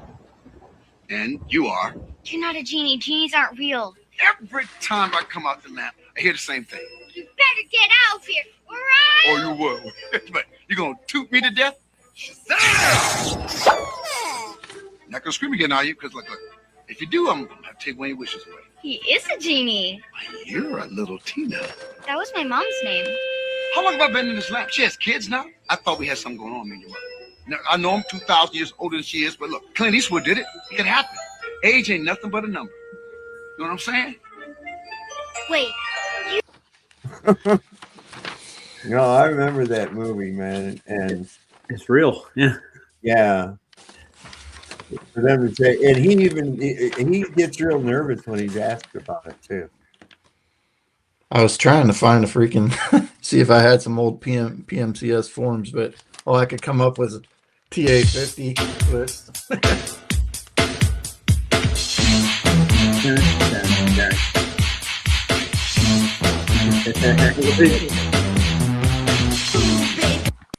That's pretty good. That's pretty good. That is a talented frog. Hell yeah, it is. How do they It get looks a like frog? that. It looks like that frog at the beginning of your program. Well, wait a second. Are you talking about this one right here? Gravy make a splash like Pippin. Shit, that's nothing. Splash. Everybody call me Big Pimpin'. No, I ain't bluffing. I'm with your mom in the kitchen, making blueberry muffins. But it's set some balls that. He's probably got balls. That's hot. She's single and ready to mingle, guys. That's all I can say about it. Single and ready to mingle. See how Hotter than the sun. Oh yeah, this is pretty good. Judaism and communism and Bolshevism. Oh my. All these fucking isms. Seems like a lot of our problems is due to having isms. You know that? Generally. Outlaw the isms. And what's with all these people that are against Qs? All over the place. I go over the place, all over the place, and there's these signs that say anti-Qs. Anti-Qs. They're usually, and you go in there and just a bunch of old shit. And I don't see any sign-up boards or anything so that you could be anti-Q. I'm trying to find out what the Q is that you're against. I don't know, man. What did I miss about the Q? Well, are you You've even pro got a Q or- roadshow over there, anti-Q. Are you pro Q or It's anti got Q? a whole roadshow. I'm going to stay neutral here. I'm an R. They even have an anti Q roadshow. Like, yeah. Nice. Yeah. Anti-Q. I don't know why they're against them, but there must be a good reason. There's a lot of people around that are, anti Q. I see the signs.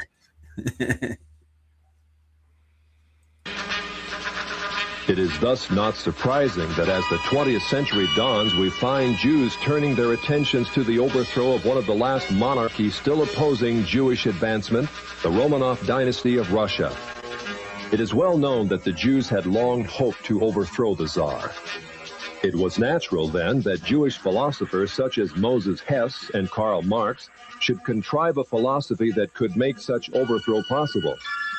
It was also natural that international Jewish bankers of New York, London, and Hamburg should finance it. The U.S. State Department, in its 3-volume report on the origins of communism in Russia, published in 1931, reveals how Jewish-controlled German banks under the leadership of Max Warburg conspired as early as 1914 to send large payments to Lenin, Trotsky, and others in their attempts to bring down the Tsar. As part of this conspiracy, Jacob Schiff, head of the New York Jewish banking house of Kuhn Loeb, invested at least $20 million, which would be close to $1 billion today, toward the establishment of Bolshevism in Russia. In its article on socialism, the Jewish Encyclopedia, published in 1905, freely admits that Jews in Russia were ripe for revolution. In Russia, socialism, has become a movement of the Jewish masses. The later Encyclopedia Judaica tells us the communist movement and ideology played an important part in Jewish life, particularly in the 1920s and 1930s, and during and after World War II. The Judaica, in fact, presents an extensive list of the most powerful Jewish leaders of Bolshevism, which included Trotsky, Sverdlov, Zinoviev, Kamenev, Litvinov, Kaganovich, and many others. The Judaica also tells us just how many Jews filled the communist ranks. It says anti-Semitism drove the bulk of Russian Jewish youth into the ranks of the Bolshevik regime. When the white Russian patriots heroically attempted to regain their freedom from the Jews, the Judaica says compact Jewish masses were utilized by the Bolsheviks to suppress such counter-revolution. Clearly, Jews and native Russians were engaged in a death struggle over the destiny of Russia.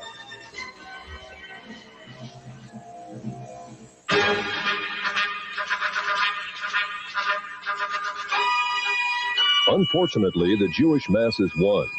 A rare photo shows the First People's Commissariat. From left to right are Uritsky, Trotsky, Zinoviev, Sverdlov, and Kaganovich, all Jewish.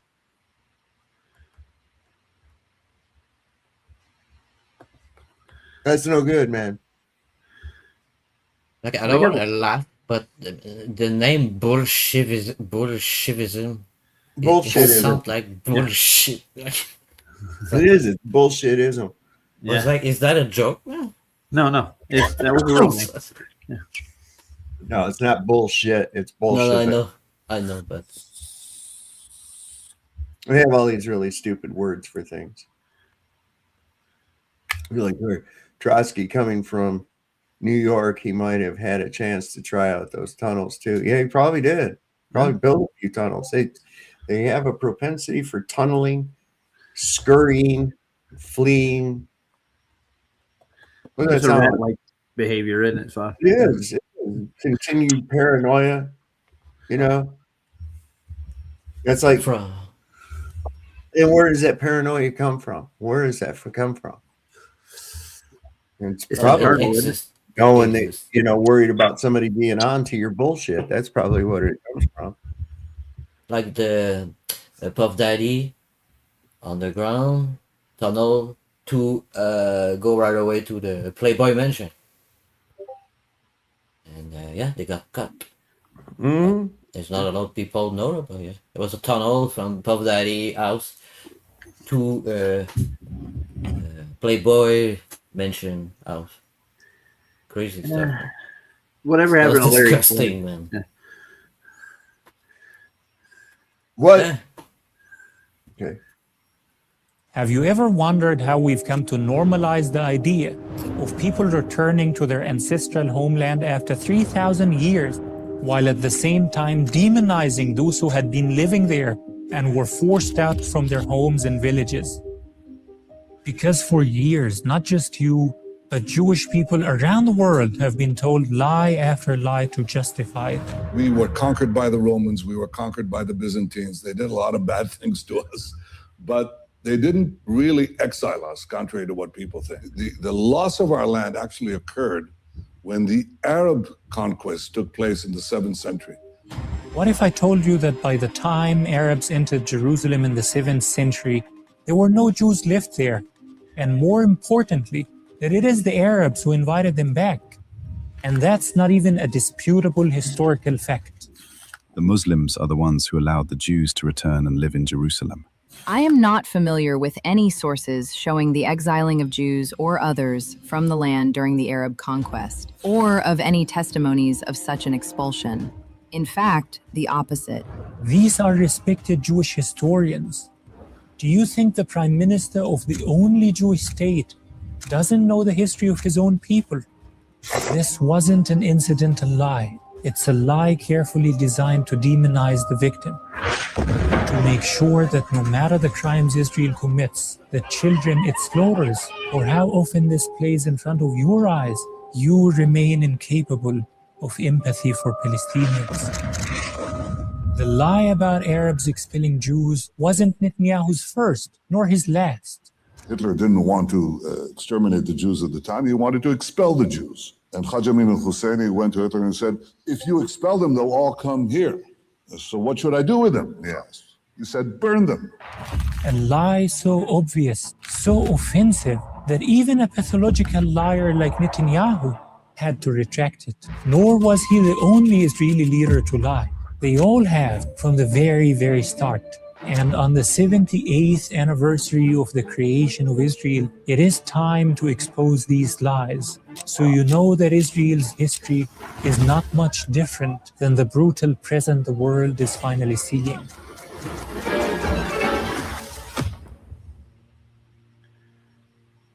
You've heard many times that Israel accepted partition, that it wanted peace with its Arab neighbors, but that is a lie. After the formation of a large army in the wake of the establishment of the state, we will abolish partition and expand to the whole of Palestine. That is a direct quote from David Ben-Gurion, Israel's founding father and its first prime minister. He said this in a meeting of the Jewish Executive Agency in 1938. That was 10 years before the so-called Arab attack on the Jewish state. Could he have changed his mind?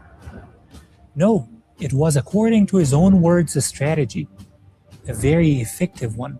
The establishment of a state, even if only on a portion of the land, is the maximal reinforcement of our strength at the present time and a powerful boost to our historical endeavors to liberate the entire country. A strategy that he and other major leaders of the Zionist movement agreed on. We shall spread in the whole country in the course of time. This is only an arrangement for the next 25 to 30 years. That's Chaim Weizmann, Israel's first president. And he wrote that in a letter to the British High Commissioner, again, back in 1938. In fact, in 1948, the Palestinians did not want to fight. While the Palestinians were trying to maintain calm in the country, the Haganah did all it could to escalate the situation. Yes, that's from the British High Commissioner. And that wasn't even controversial. Israeli leaders knew this reality very well. I believe the majority of Palestinian masses accept the partition as a fait accompli. They don't believe it is possible to overcome or reject it. The decisive majority of them do not want to fight us. So why was there a war? Because these Zionist leaders didn't just want part of the land. They didn't want all land either. They wanted it all empty of Palestinians. The total population of the Jewish state at the time of its establishment will be about 1 million, including almost 40% non-Jews. Such a population composition does not provide a stable basis for a Jewish state. There can be no stable and strong Jewish state so long as it has a Jewish majority of only 60%. And their solution for this was ethnic cleansing. We must expel the Arabs and take their places, and if we have to use force to guarantee our own right to settle in those places, then we have force at our disposal. To achieve that, they started provoking the Palestinians. Actions such as the one in Al-Qisas will prompt quiet Arabs to act against us. Our actions against Qisas ignited the Galilee, and this was a good thing. They knew the Palestinians didn't want to fight, but they started provoking them, terrorizing them, so they could ethnically cleanse them. It is impossible to expel 114,000 people who lived in the Galilee without terror. There had to have been an element of initial terror for them to leave. They did it through massacres all over Palestine, in Tantura. השתוללו בטנטורה, זה היה משהו נורא. טנטורה היה כפר עשיר, בתים יפים, גרים כמו אירופאים, אתה יודע, וגם אנשים היו לבושות ויפה, וזה באמת היה כפר... אחד אנס שם איזה ילדה בת 16, משהו כזה. אתה מבין? אבל זה מכוער מאוד, והשתיקו את הדבר הזה, והיו חבר'ה שלקחו את הלוויורים, ורדפו אחרי חבר'ה ושרפו אותם. זה היה משהו זוועתי, וזה אסור לספר, אני לא אדבר על זה, כי זה יכול להיות סקנדל שלם מהעניין הזה. In Safsaf. In Safsaf, after the inhabitants had raised a white flag, the soldiers collected and separated the men and women, tied the hands of 50, 60 Falahin peasants, and shot and killed them and buried them in a pit. Also, they raped several women. Good God. In Al-Dawaima. Cultured officers had turned into base murderers, and this not in the heat of battle, but out of a system of expulsion and destruction. The less Arabs remained, the better. This principle is the political motor for the expulsions and the atrocities. In Haifa. This British intelligence report describes the attack on Haifa. There was considerable congestion outside the East Gate of hysterical and terrified Arab women and children and old people, on whom the Jews opened up on mercilessly with fire. And in the infamous Deir Yassin. I saw cut-off genitalia and women's crushed stomachs. It was direct murder. Soldiers shot everyone they saw, including women and children. Parents begged commanders to stop the slaughter, to please stop shooting. יושבים בחדר, משפחה, אתה זורק פנימה רימון, אז מה הפלא שהרימון קורע אותם? זה היה דבר נורא. עד היום לא אשכח את זה. היה שם עץ גדול, והיה קשור אליו בחור ערבי, והעץ הזה היה אחרי שריפה. צרפו. There was a feeling of considerable slaughter, and it was hard for me to explain it to myself as having been done in self-defense. My impression was more of a massacre than anything else. If it is a matter of killing innocent civilians, then it can be called a massacre. לקחו והעמידו 10-15 ערבים בשורה ליד קיר, גברים, נשים וטף, וירו בהם ככה. You can hear directly from the Irgun commander at Deir Yassin explain why they did it with such brutality. רוצה לשמוע את האמת? עד היום. אף שלי בשמיים. ב9 לאפריל נכבשה דיר יאסין. וכולם התחילו לברוח. מדוע הם צעקו דיר יאסין עלינה? הם ברחו מחיפה, ברחו מיפו, ברחו מכל... הכל בגלל דיר יאסין. דיר יאסין עלינה, הפחד של דיר יאסין. לא היו אז עוד 3-4 דיר יאסיני בארץ ישראל, לא נשאר אף ערבי אחד בארץ. ממה את חושבת כל הפליטים האלה במדינות? בלבנון, בירדן, בסוריה, ממה? בגלל מי? אני יודעת בגלל מי? יש יהודי אחד שיכול להגיד זה בגללו. אני פיקדתי על דיר יאסין. Good, used to be tried for war. You need more evidence on who was the oppressor and who was the victim Because there is. All of this was the result of direct orders from David Ben-Gurion. We walked outside, Ben-Gurion accompanied us.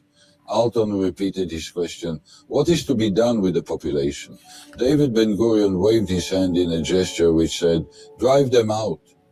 That's a testimony from future Israeli Prime Minister Yitzhak Rabin, who was personally involved in the ethnic cleansing of the Palestinians. And David Ben-Gurion didn't just order the ethnic cleansing. He even ordered the brutality against women and children. We need to harm them without mercy, women and children included. Otherwise, this is not an effective reaction. During the operation, there is no need to distinguish between guilty and not guilty. And he knew all the gruesome details as soldiers perpetrated his vision. Battalion 22 arrested a man and woman. They killed the man, washed her, and then 22 men gang raped her. And this was not a random incident. Here is what hardcore Zionist historian Benny Morris said when asked about how many rape cases took place in 1948. In Acre, 4 soldiers raped a girl and murdered her and her father. In Jaffa, soldiers of the Kiryati Brigade raped 1 girl and tried to rape several more. At Hunin, which is in the Galilee, 2 girls were raped and then murdered. There were 1 or 2 cases of rape at Tantura, south of Haifa. There was 1 case of rape at Kula, in the center of the country. At the village of Abu Shusha, near Kibbutz Geza, there were 4 female prisoners, 1 of whom was raped a number of times. And there were other cases. Usually more than 1 soldier was involved. Usually there were 1 or 2 Palestinian girls. In a large proportion of the cases, the event ended with murder. Because neither the victims nor the rapists like to report these events, we have to assume that the dozen cases of rape that were reported, which I found, are not the whole story. They are just the tip of the iceberg. When a New York Times reporter discovered one of the massacres, David Ben-Gurion did exactly what Israeli leaders do today when the IDF is caught red-handed. First, he denied it, and then issued a public apology saying it was a mistake. But 3 months later, he included the bombing that resulted in the murder of 5 Palestinian children in a list of successful operations. Of course, Israeli leaders considered it successful.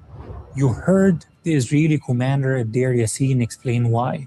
But now, hear from Menachem Begin, who became Israel's prime minister in 1977. In 1948, Begin was the leader of the Irgun, the Jewish terrorist group that committed many of those massacres. Panic overwhelmed the Arabs of Eretz Israel. The legend of Deir Yassin helped us in particular in the saving of Tiberias and the conquest of Haifa. All the Jewish forces proceeded to advance through Haifa like a knife through butter. The Arabs began fleeing in panic, shouting, Deir Yassin! Deir Yassin! These horror stories didn't spread organically. Here is Yagal alone, commander of the Balmach, Israel's elite forces, explaining how they used a tactic called whisper propaganda to ensure that tens of thousands of Arabs would flee in fear. And I asked them to whisper in the ears of several Arabs that a giant Jewish reinforcement had reached the Galilee and were about to clean out the villages of Hula, and to advise them as friends to flee while they could. But remember what Israel's leaders told the world. Their lands hadn't the reason why they left their lands. We didn't compel them to leave. They left on their own will, or rather on the will of the Arab leaders. A lie their supporters continue to repeat to this day. The Arabs said, leave your homes, and then, when the war's over, you're going to come back and take everything. Just like the lie that Israel wanted peace in 1948, while Arab countries attacked the infant Jewish state. The Deir Yassin massacre, for example, was on April 9th, 1948. Do you know when the Arab armies declared war? May 15th, 1948. Only weeks later, after its horror stories had reached Arab capitals from Palestinian refugees. In fact, if you read the Arab League statement in May 1948, it clearly stated that these massacres are the reason they entered the war, to protect the defenseless Palestinian population. The events which have taken place in Palestine have unmasked the aggressive intentions and the imperialistic designs of the Zionists, including the atrocities committed by them against the peace-loving Arab inhabitants. especially in Bir Yassin, Tiberias, and others. But Israel and its supporters often describe the Arab rejection of partition as a desire for war. But this too is a lie. The Arabs were pushing for a democratic state with protection for all religions. They were making a simple argument. How can 55% of the territory be given to the Jewish state when the Jewish people only own 7% of the land? That wasn't an unreasonable stance at the time. In fact, both George Marshall, the US Secretary of State, and James Forstall, the Secretary of Defense, were against the partition. But Truman infamously said, I have to answer to hundreds of thousands who are anxious for the success of Zionism. I do not have hundreds of thousands of Arabs among my constituents. Oh my God. While the Arabs were pursuing the diplomatic path, the Zionist leaders wanted the war. We will be able to not only defend ourselves, but also to inflict death blows on the Syrians in their own country and take over Palestine as a whole.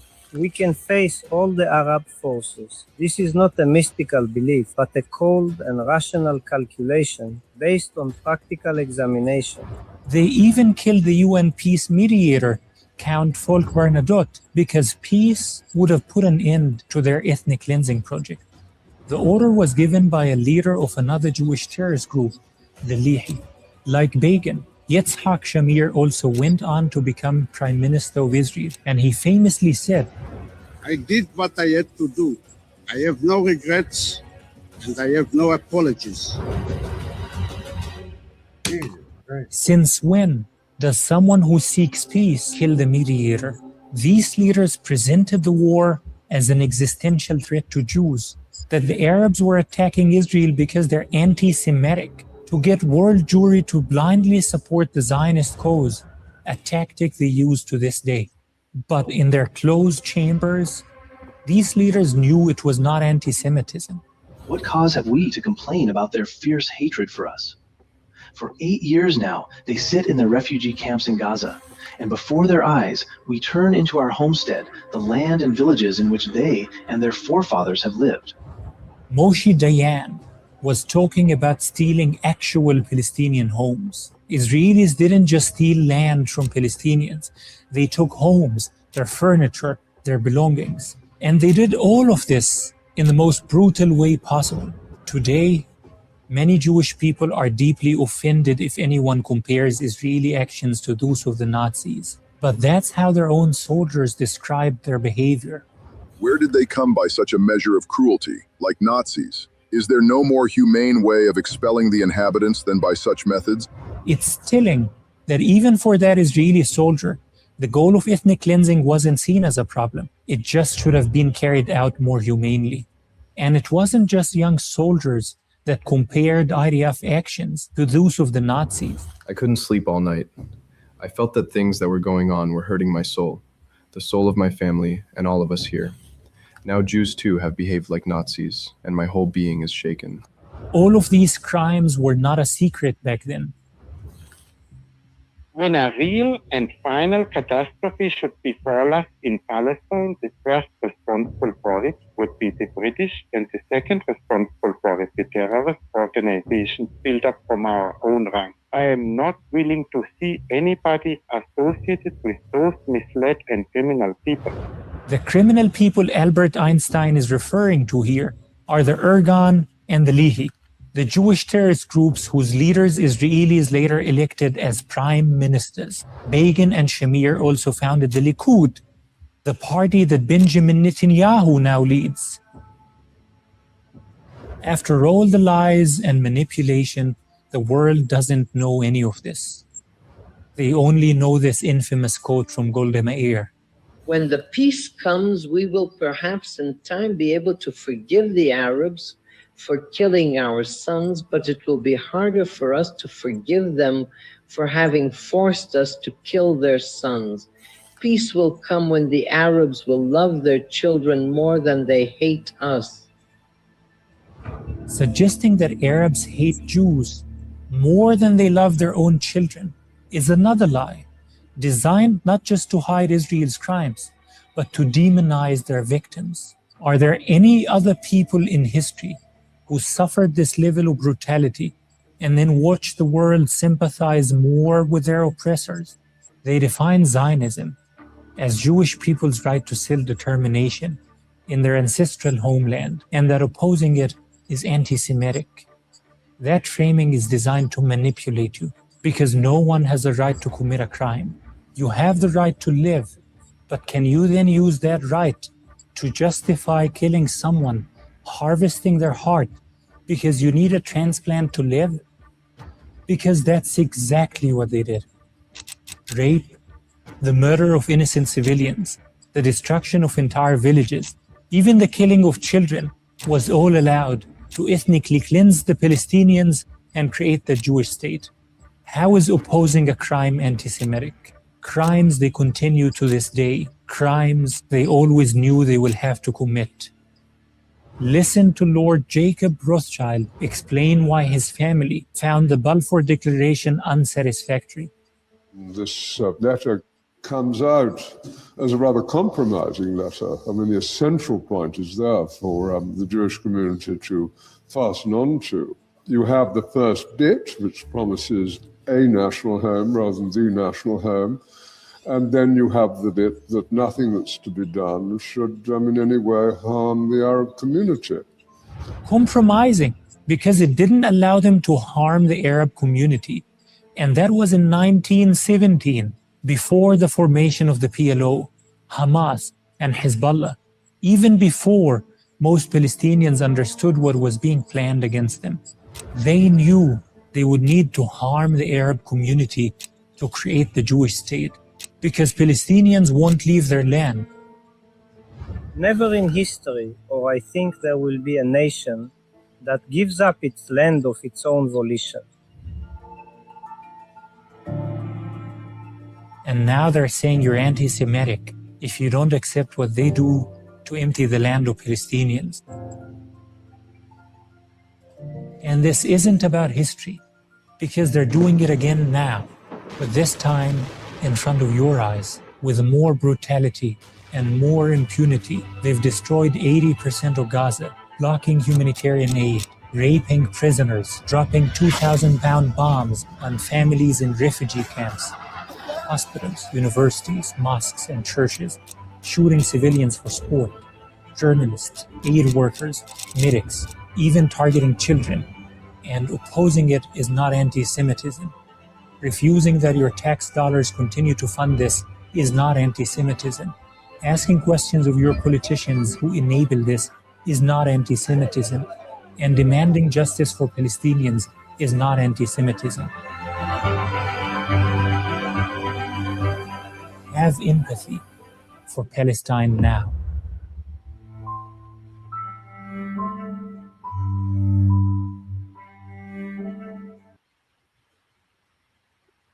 That's the Chosenites, man.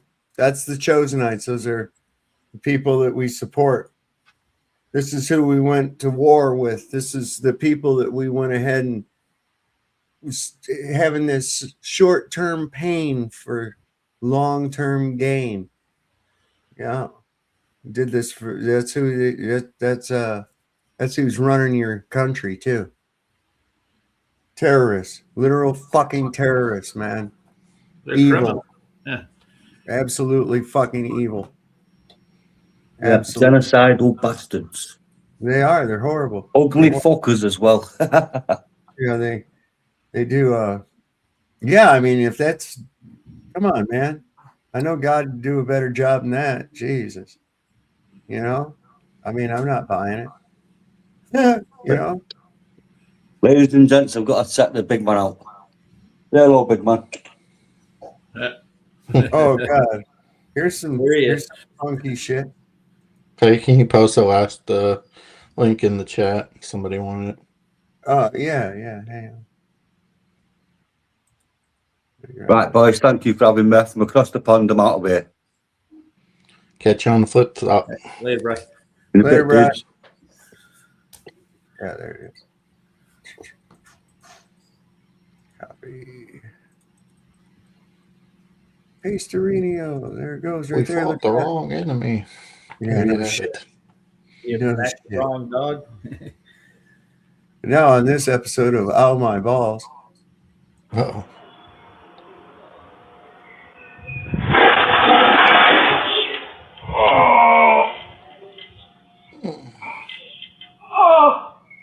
Now he's got 3.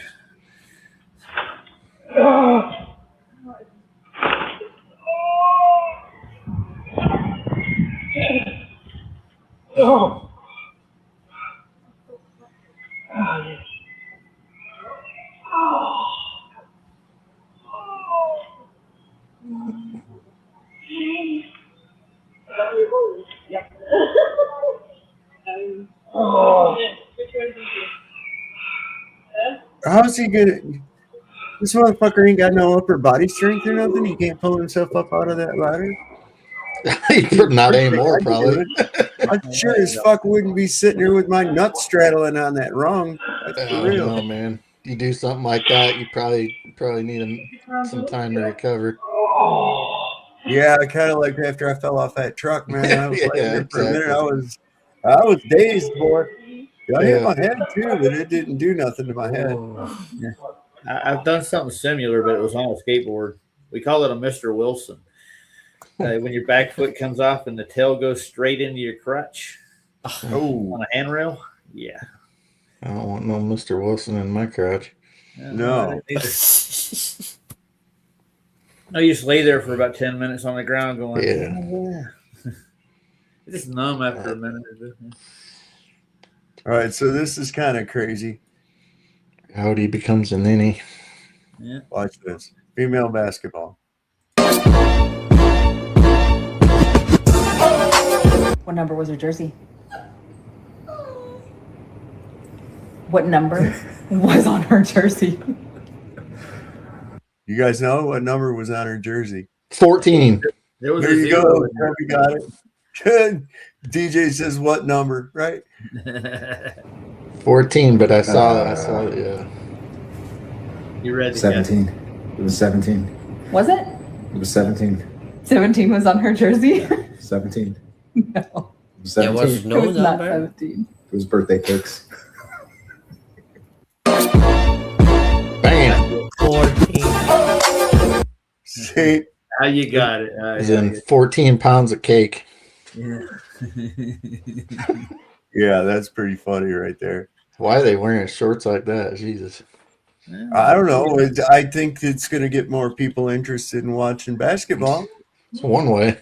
I mean, yeah, that's my take on it. I had season passes for girls volleyball at NAU. I think you need to stay away from there, Roger. No, that was Get you wild. in trouble. Past tense. You could almost see the hair. The volleyball is very hard on the sand, on the real sand. Oh my god, it's hard. Volleyball. Of the Sand thing. volleyball. Oh, this is fucked up, man. So, the Chinese applied their tricks on Trump, giving him a smaller chair than the one Chinese president sits on. He was sitting down lower than him. Aw. Yeah.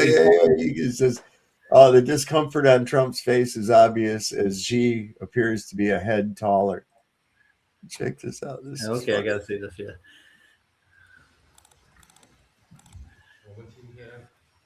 See, look where his seat's at. And look here with it. He's got he's like having about half fucking squat down. He's like he's almost on a squatty potty. These people are ridiculous. Yeah, they are. Little pissing contest. Yeah, but I'm sure he was really ass hurt, if you know what I'm saying. Well, see, they know this narcissist fucker, this shit bugs the crap out of him. Oh, yeah. He wants to be the grand poobah. That's why How nervous he is. He's nervous. Yeah, man. It goes both ways. This is why he turns everything around into him and how great he is. And I won 8 wars and whatever. I didn't watch this, but I have a theory because they let pass the boat from China and Iran. And my theory is he did go there to bend the knee and ask China, if he can put some of the stock in the boat to go on the other side. That was a business trip he went on. He probably They don't let US. Well, yes, that's exactly right. And you know why they sent all these fucking tech people over there? They were trying to make deals for rare earth minerals, and they didn't get no deals for rare earth minerals, which means, oh, guess what? No data centers. Nope. Good. They have to have those. Trump's back from China completely empty-handed. The headlines will tell you that, no, they made a deal for some 200 planes from Boeing and some soybeans, and then also they're going to buy some oil from us. Well, when you read into the details, that's all bullshit. They talked about With the 200 planes from Boeing, Boeing was counting on 500 because of what Trump said, and their stocks started tanking as soon as the 200 was agreed upon. So he's the art of making a deal, man. He knows how to do it. Oh yeah, he's fucking hard, all right. About it, but they didn't agree to anything. Nobody signed nothing. That's why Elon Musk probably looked like he was all fucking pissed off and just like, what the fuck am I doing here? Nobody got a fucking thing. Trump even asked Xi Jinping, hey, can we get some help? Can you kind of talk Iran into opening up the straits? And you know what China said? China said, one of these, buddy, go fuck yourself. We got the same message as Russia. Russia put out a statement today. They said the U.S. asked them for help opening up the straits, and their response is the straits were open before you started bombing shit, so just withdraw yourself and the straits will open. That's how this works. They have just, Donald Trump just came back to reality on Iran. No one will help. Iran has won this thing because, and you know this, because Iran still holds the straits and there's nothing we can do to pressure them. The only thing to do is to walk away. But that is not going to be possible with the turd in the punch bowl. Israel says we are prepared to go back to full-scale war. Israel says no negotiated settlement. So that basically leaves Trump with the only one thing to do, to just be like, okay, no negotiated settlement, and just peace the fuck out and leave them all to figure it out for themselves. Israel would shit their fucking pants. Mike Huckabee ain't going to allow that shit. That motherfucker, they're all saying, we got to reinstate the draft. They're the same shit fucking that goddamn dipshit running against Thomas Massey's saying. The Ed running against Thomas Massey said today they need to fucking reinstate the draft because they got to have more troops. If that dude isn't bought and paid for by Israel, that should tell it to you right there. Like, that's an Israeli shill. They want Americans to go die in Iran for Israel. No more fucking fighting for Israel. That's how this is going to go. America first, America only. And you know, I did fucking misspeak earlier. I said Trump didn't come home with anything. He came home with one thing. China gave them, and this is not even a fucking joke, this is the truth. China gave everybody that came over there in Trump's little entourage engraved checkers. Yeah, because they were like, you motherfuckers are playing checkers, and you just fucking lost. That's what the rest of the world thinks here. So all you morons out there thinking, oh, Trump's playing 5D chess. No, Trump got played. Israel played chess on Trump, drug him and the American military into the Middle East into a war they could not win. That's why Trump fucking originally was like, it's going to be 2-3 days, then it's going to be 3 days, and then it's a week, and now it's a month, and no, we need 2 months. And this is, do you know how long Vietnam went on? And it's like, yeah, motherfucker, and we don't want you to repeat it, so just back the fuck out of there. But Israel is that turd in the punch bowl. They will not let Trump out of this, and they fucking own him. So, like, how he walks away from this is going to be fucking something legendary and epic to watch. I just hope he does it sooner than later because the gas prices keep going up. You know how Trump was keeping the fucking oil price down? He had been releasing our strategic oil reserves. Yeah. You know, Biden sold a bunch of them off, and now Trump has been releasing them into the world market, and that is what has been keeping oil under $100. But guess what? Our strategic reserves are now almost empty. So that trick ain't going to work anymore either. And oil's back up over $100. And Trump didn't come out on his usual Friday to spew a bunch of bullshit to try to push the fucking market back down. And the stock market fucking shit its pants too when Trump didn't come home with any fucking deals. Yeah, reality's setting in. This is going to get worse. As long as the fucking U.S. military is sitting in the Persian Gulf, our gas prices are going to continue to go up. And the longer this goes on, the higher they are going to stay for that amount of time. Right now, 13 months is required for all this. If the straits open up today and energy just starts fucking flowing and the oil starts fucking flowing, 13 months before the price of oil can come back down. That's how that works, because now you've blocked it up and it's all backed up and it has to catch up. And it's 45 fucking days for a trip one way with an oil tanker, right? Like, that's how that works. It doesn't, you guys think it's just like, oh no, it just jumps on a plane and you buy the oil and it's Amazon delivers it the next day. That's not how it works. That's not how it works. None of these motherfuckers understand logistics. They're all living in fucking fantasy land. But reality is going to slap a lot of motherfuckers in the face come Monday morning. So prepare yourselves for that. Yeah. Good luck to you all. Long live the Republic.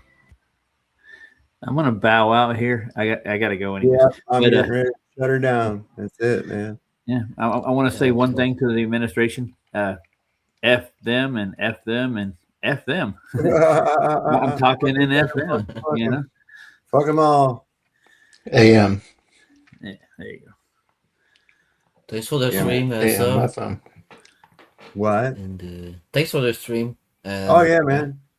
Yeah. I'm gonna hey, go thank y'all for coming up. Thanks everybody for coming up. Roger, DJ, Cubby, DJ, and Brian. DJ Brian was up here a little bit ago.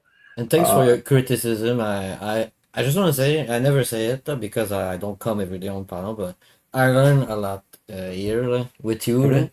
And I think if people maybe do this more, like, or talk with the old, you're not older, but like older people than the people itself, maybe they're gonna learn more than if they just fucking ask you ChatGPT. So like I love AI video, but I hate when you ask you a fucking AI. Well, yeah, the thing is this, you know, it's AI, it's got its uses, but when people are trying to get information out of it about things, it's going to be programmed to tell you, just like fucking Google is, and censor out reality. Okay. And this is based on this whole thing. This is why Trump thinks that he can just say shit and everybody's just going to believe it. Right. He's got this high opinion of himself, and he knows that people are trained to accept information blindly based on the source of the information. In other words, their perception of that source. I mean, you're more readily to accept information. Yeah. If I had a tie on and a suit coat, maybe some books behind me, you know, that's going to give you an impression. That's going to give you a perception. But that's one of the biggest weapons they use against us is our perceptions. You perceive an authoritative source, and so you just accept it. And you're like, wait a minute, I never heard of this fucking guy. I didn't even know they had an expert in that shit. What's up with that, right? Most people won't question it. They'll just go ahead and go along with it. That's why, like, you can stand with a vest and a clipboard someplace and just point and make people walk in a certain place. Yeah. They won't even fucking question it. I see so much stuff now. It's like, I understand now, the glass, you don't need real glass. You know, the glass of my profile, you don't need real glass. Now I see, like, in the UFO footage, like, I always see something like in the Charlie Kirk, and it's crazy. You're starting to see it, aren't you? Everywhere. That's the most, one of the most gift I really love. Well, all right, guys, and everybody that showed up in the chat, great. That he was doing that about a year or so ago. That was funny as shit. Yeah, I don't know. He kind of had a little bit of a breakdown thing. He's got some legal troubles on his plate now as a result. So I don't know, man. We'll see what comes out. Lackluster channel put out a pretty good video about it, and set up a fund for his defense and shit. So if you want to, you can go over there and find out more about it. And I love the one where he went up there and told that cop, he says, was you at the bar? Oh, yeah. Where have you been all day? Was you at the bar? You've been drinking? Shut your mouth when you talk to me. You didn't taste the biscuit tonight, Cloud. We didn't taste the biscuit. Yeah, we did. Yeah, we've tasted biscuits all night. We've been tasting biscuits. Taste the biscuit. Taste the goodness of the biscuit. Taste the honey sauce. Taste the goodness of the biscuit with the honey sauce. to get that honey sauce on me. I don't like the way it tastes with my chicken wings. Oh, She don't like how it tastes with her chicken wings, man. That's just too much for her, you know? Just overwhelms her senses.